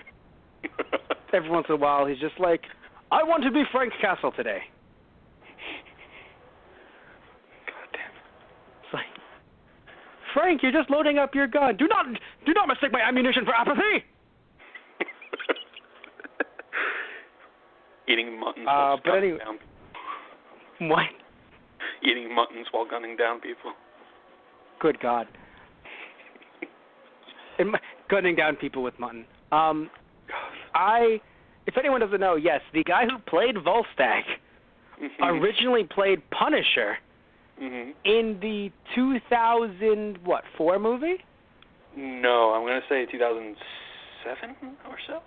Okay, maybe I'll find later. that out right now. Mm-hmm. Not later. No, it was not after Marvel's wave of shit. This came before Marvel's wave. Yeah, 2004. Was it really? Yeah. It was way before their wave of, like... Are you sure there you're was... not looking at... Wait a minute. Oh, wait. Oh, no, I'm sorry. You're thinking of the second one. My bad. Because that's where he's from. He's from the second one. Yeah, My bad. I'm sorry. You're right. I am wrong. Sorry, I was thinking he was from the first one. It's like, no. He's not Thomas Jane, Matt. Mm-hmm. He's not Thomas Jane. No, yes, he was in the second one. Yes. So what is his name again? Do you have his name, or am I going to find his name? I'll find his name. Ray Stevenson. Warzone. It wasn't 2008 though, so it was only a year after Marvel began their shit, thankfully. Okay. Because I knew it wasn't. I knew it had to be before this movie. Mhm. Yes. So yeah. By the way, Ray Stevenson. Yeah. Yes, Ray Stevenson, who I know he's been in some other stuff as well. Why the fuck is he Triple H? Sorry. On the cover of Punisher Warzone. I know. I'm just really confused as to why he's Triple H. Mm-hmm. Oh, by the way, I think he was a bit too small as Volstagg in this movie. Yeah, he was. Yeah, and it sucks because, I understand the idea of, oh, no, but, and it's funny, too, they made sure to make a stomach for him in the suit. Mhm.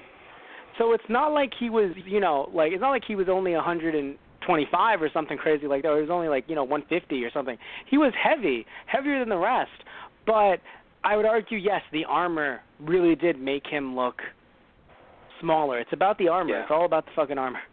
Mhm. Yes.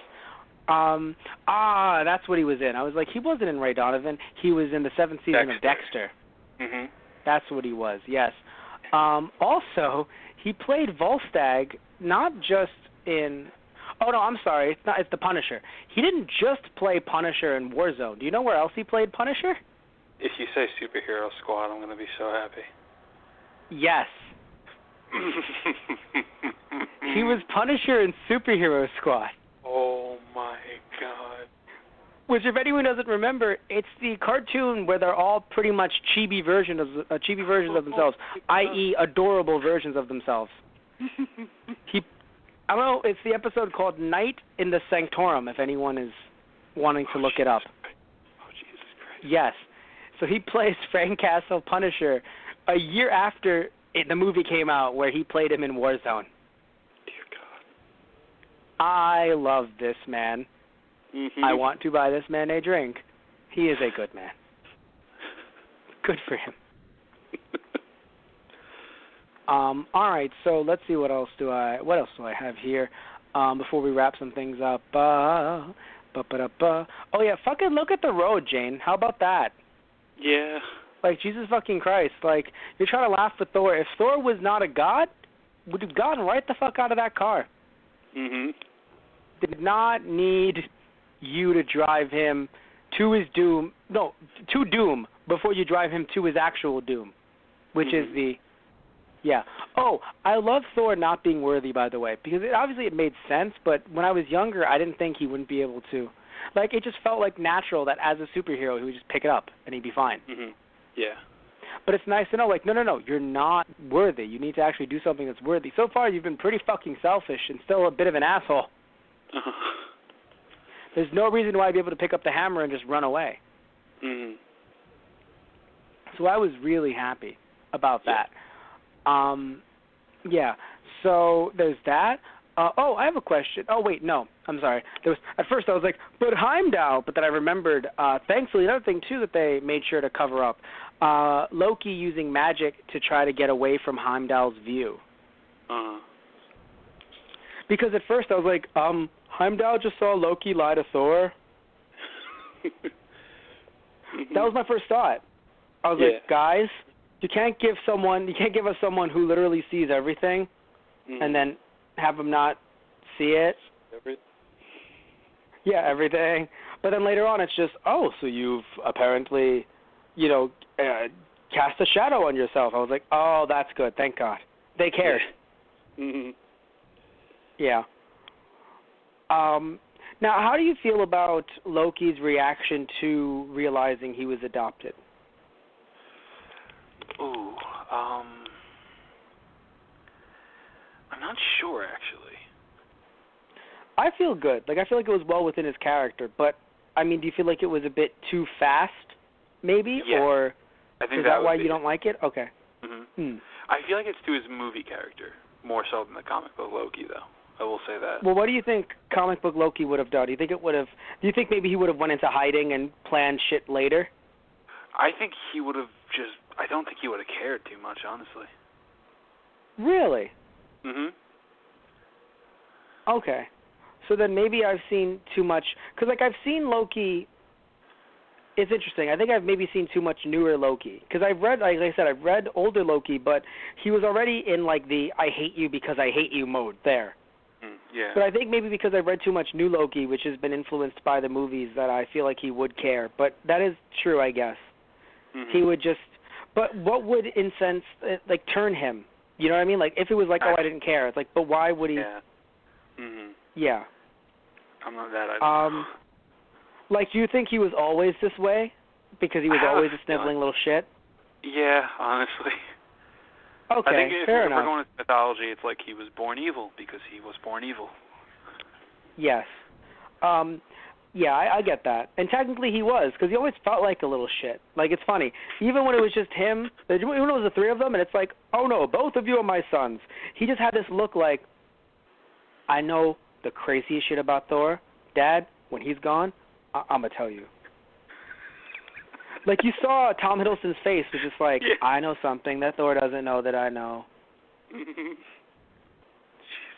Which sucks because, like, I don't know why, like, the way Odin is, it's just like, or at least the way mythology is, I just feel like, did you know, Dad, that he had sex with that woman?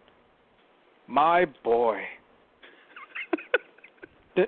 No, mother, Thor bedded a woman. My boy. Why does no one? Why do none of you? Like, I don't know, it feels like just like, literally Odin? No, like literally Thor, just, if you were to come tell them every time I bed a woman, you would have to talk to them a lot.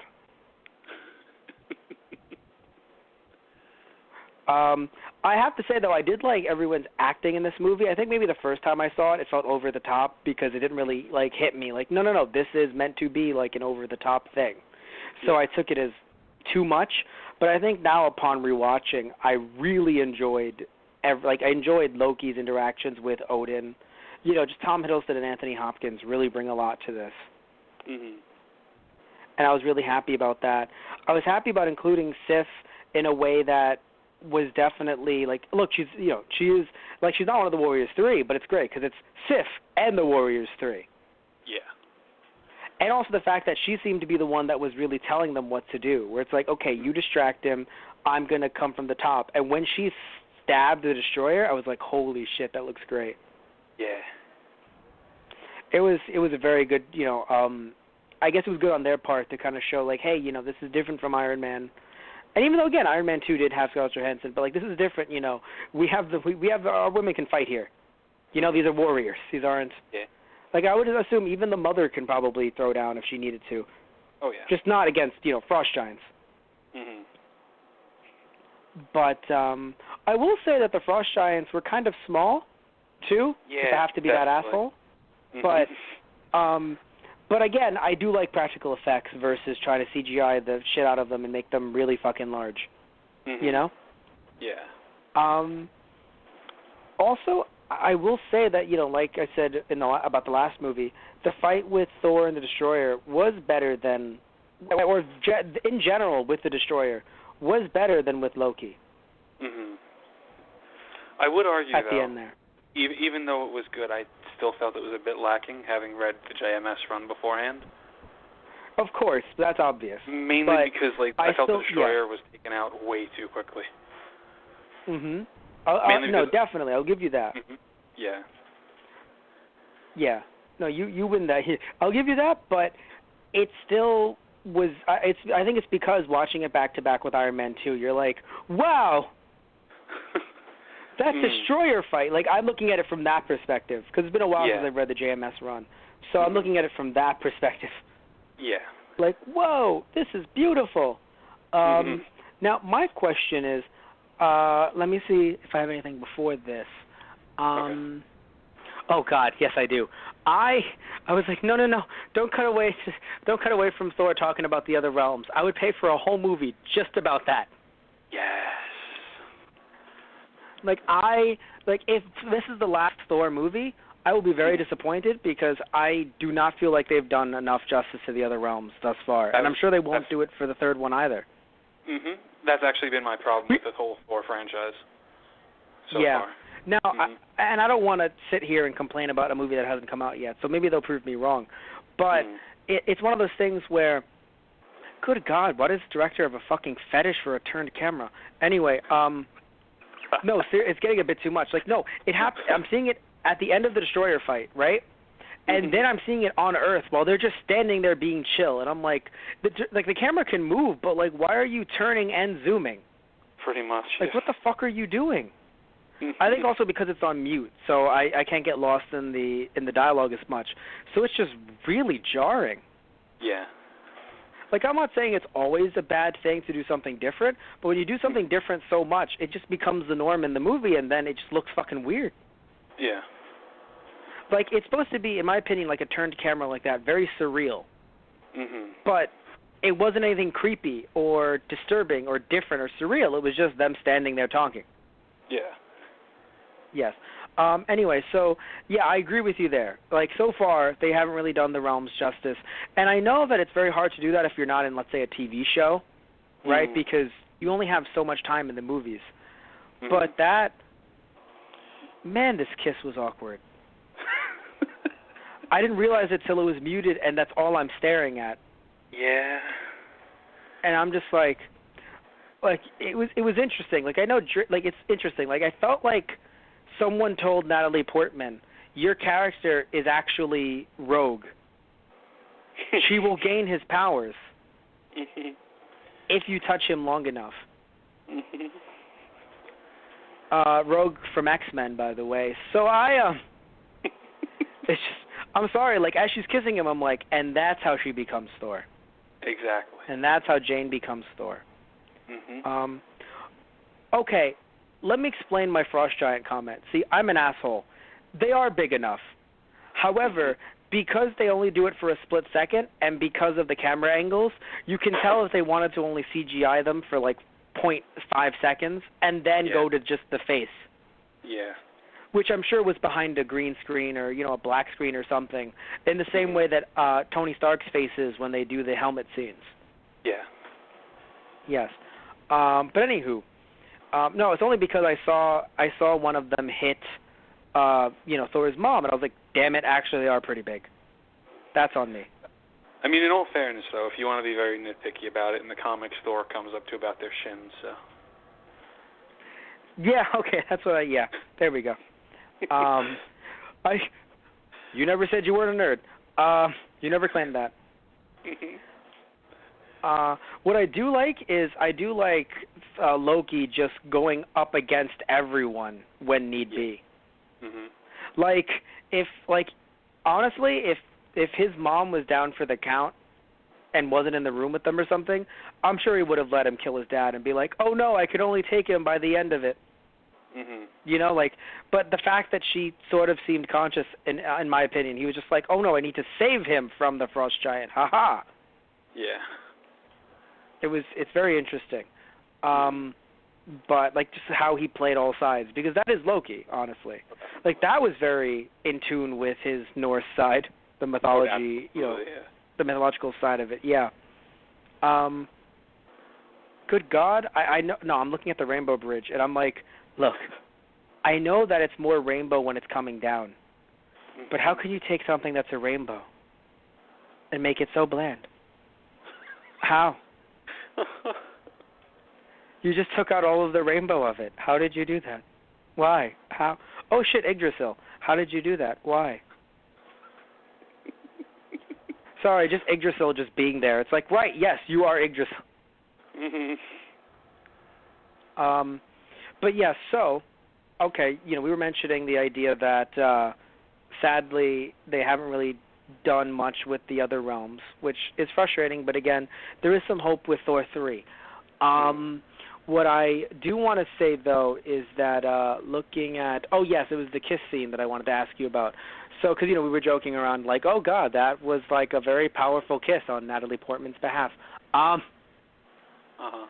What I want to say, though, is how did you feel about the quote-unquote romance? Because we brought it up a little bit before, but, or at least the kiss. Do you think they should have saved it for the second film because of what happened? Basically nothing? Yeah, I think so. Now, my question to you there is, were good moments. Do you think the end scene would have been as powerful and it wouldn't have seemed weird or one-sided if it's just like, what if I pay that girl a visit? Actually, we're not really dating, to be fair. So, I mean, you could, if you really cared about her enough, brother. I'm saying I would kill her. Oh, that's bad. Oh! No, because, if they hadn't kissed, well, I don't think they should have kissed, but if they hadn't, that would have been a layer, just left there, where it's just it's kind of like Thor, you care about her a lot, but you didn't really do anything. You know what I mean? Do you think that would have changed, or do you think it still would have been normal and okay to just... I think it would have been okay only in the sense that this whole thing is Thor learning humility and everything like that. And I know you and me are kind of old-fashioned in dating terms and all that, but I think it would have made sense that it's listen, I didn't kiss her, but I still care a lot about her. I care about her a lot. Exactly. Yeah. Yeah, and we say that only because, it's very weird with us in the movies, and I'm sure it is for everyone, because it's always a trope, just the idea that, you knew each other for, X amount of time, more than 2 hours, obviously, because, movie time versus they're in real time. But still, it's you knew each other for, a day, and it's just we got to do this, man. And it's like, it's not even like it's a whole, oh, let's just kiss and have sex thing, because, like, it's not like that can't happen. Like, bars exist. But just the idea that, like, no, I will love you forever. It's like, guys, it's been, like, a fucking day. You know, I will say that if they didn't kiss, it would have made the whole she's looking for you thing cuter. Yeah, definitely. In a way. Because Thor would have, I know, like, either way it's cute because, like, they kissed, but, like, still it could mean nothing, you know. But, again, it's not like Thor hasn't bedded many women. Exactly. You know? I do think the kiss kind of killed the romance for me, though, actually. Because I was really digging it up until the kiss. The kiss, to me, felt the most forced out of anything. Yes, and I don't know if the actors felt forced or not, because I don't want to put it on the actors. I know I said, like, it was powerful, but like, I don't want to be a jerk and be like, the actors didn't even care, they're bad actors. Natalie Portman is not a bad actress. You know, God damn it, he put the hammer on Loki. Is that accurate, by the way? Is that accurate? Now, I know he can't lift the hammer, but couldn't he have moved? Because it's not like it weighs anything. Because it's not about Thor's hammer weighing. Oh, it is? I thought it was about just being worthy, not about weight. It's a bit of the weight. It's like it's one of those things where it's like it's technical when we need it to be technical. When it doesn't need to be, we don't really care. Because in the second one, he fucking hangs on a coat hanger. So. See, that's what I'm trying to say. Because it doesn't matter.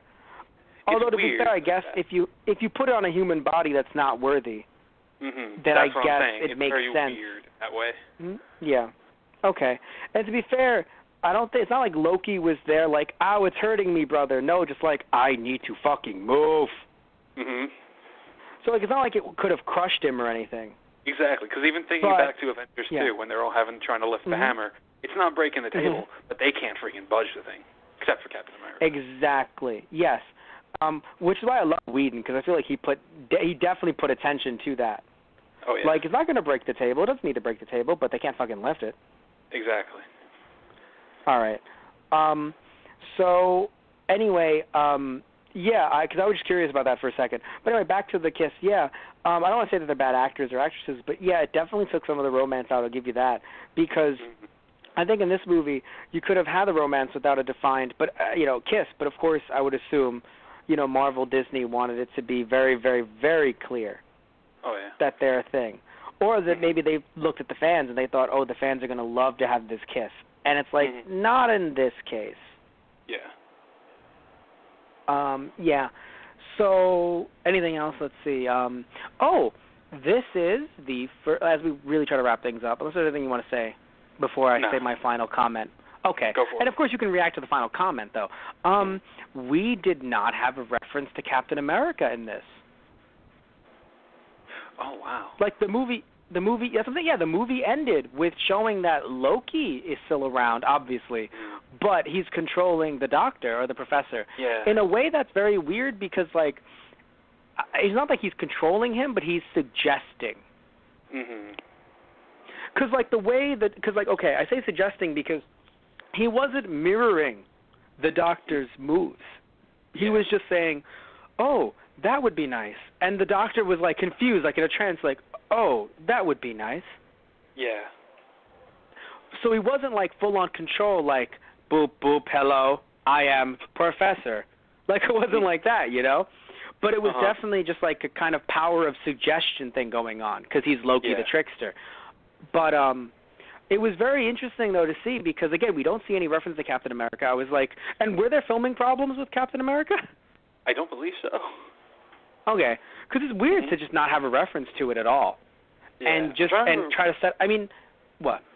No, I was trying to remember which one came out first, and I realized the after credits for Cap is Avengers trailer. So. Yes, and this was obviously setting up for Avengers because Loki ended up being the Avengers villain. What? Spoilers? What? Like, I'm not going to say who won. I'm just going to say that he was the villain. I do think the reason they skipped that reference in Cap is because, if I remember correctly, they're only a month apart of release. Okay, that makes sense, I guess, yes. Yeah. Because it came out in 2000. Yeah, they both came out in 2011. Okay, that makes sense. Yeah. Yeah.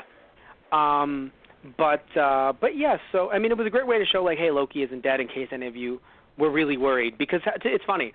It's like you would have some people who read comics like, why would I be worried? Remember that it is a superhero movie. You should be worried. Exactly. Right? Like, I was fucking worried. I was like, God damn it. Because every movie you see beforehand, I mean, just seeing the Nolan trilogy and seeing, you know, even like 1989, Batman, right? Just all these, and not just Batman, it's also, again, in Marvel movies as well, or in, you know, like these, like in the Daredevil movie, which wasn't Marvel, but of course Marvel related. Always the heroes, like the villains are going to die. So yeah. I thought, I was like, great, they just killed off Loki. It's like they killed off Obadiah, they killed off... Nope, he's fine. Mhm. So that was nice. Yeah. Yeah. But anyway, so we have to wrap things up. Sadly, I want to thank you all for listening in, as always. I want to mention that we have ourselves merchandise. You can get merchandise directly through us, through our website, which is thoseguysonthe.tumblr.com/merchandise. You get merchandise based off of our podcast that you've been hopefully listening to this entire time, and our Let's Plays. Our Let's Plays on our YouTube channel, Those Guys Play. This month, we're going to wrap up Season 2, or at least try to wrap up Season 2, and this weekend, we're starting our Halloween in July specials. We have Christmas in July, might as well have Halloween in July, right? So part one will be myself and Tristan Walter playing Poltergeist, a pixelated horror, on the PS4, and Anthony St. Andrews will be playing, you and I will be playing a video game next week, secret for now, but it will be out next week because it's a 3-part special. And then the week after, myself and Satish Ram will be playing another game, secret for right now. And, of course, before that, during the week, we'll be releasing the rest of our Season 2, it's as much of it as we can get out, on our Those Guys Play YouTube channel. And there's also our Those Guys on the Radio YouTube channel, which is Those Guys on the Radio. And there's our TG Productions YouTube channel, which is called TG Productions. And on that channel, you can find our TG Nerd News show, or TG News, which is nerd news with a funny, joking twist. Also, some other skits that'll be on there in the next day or so, which are some Shia LaBeouf edits, which will be out soon, I promise.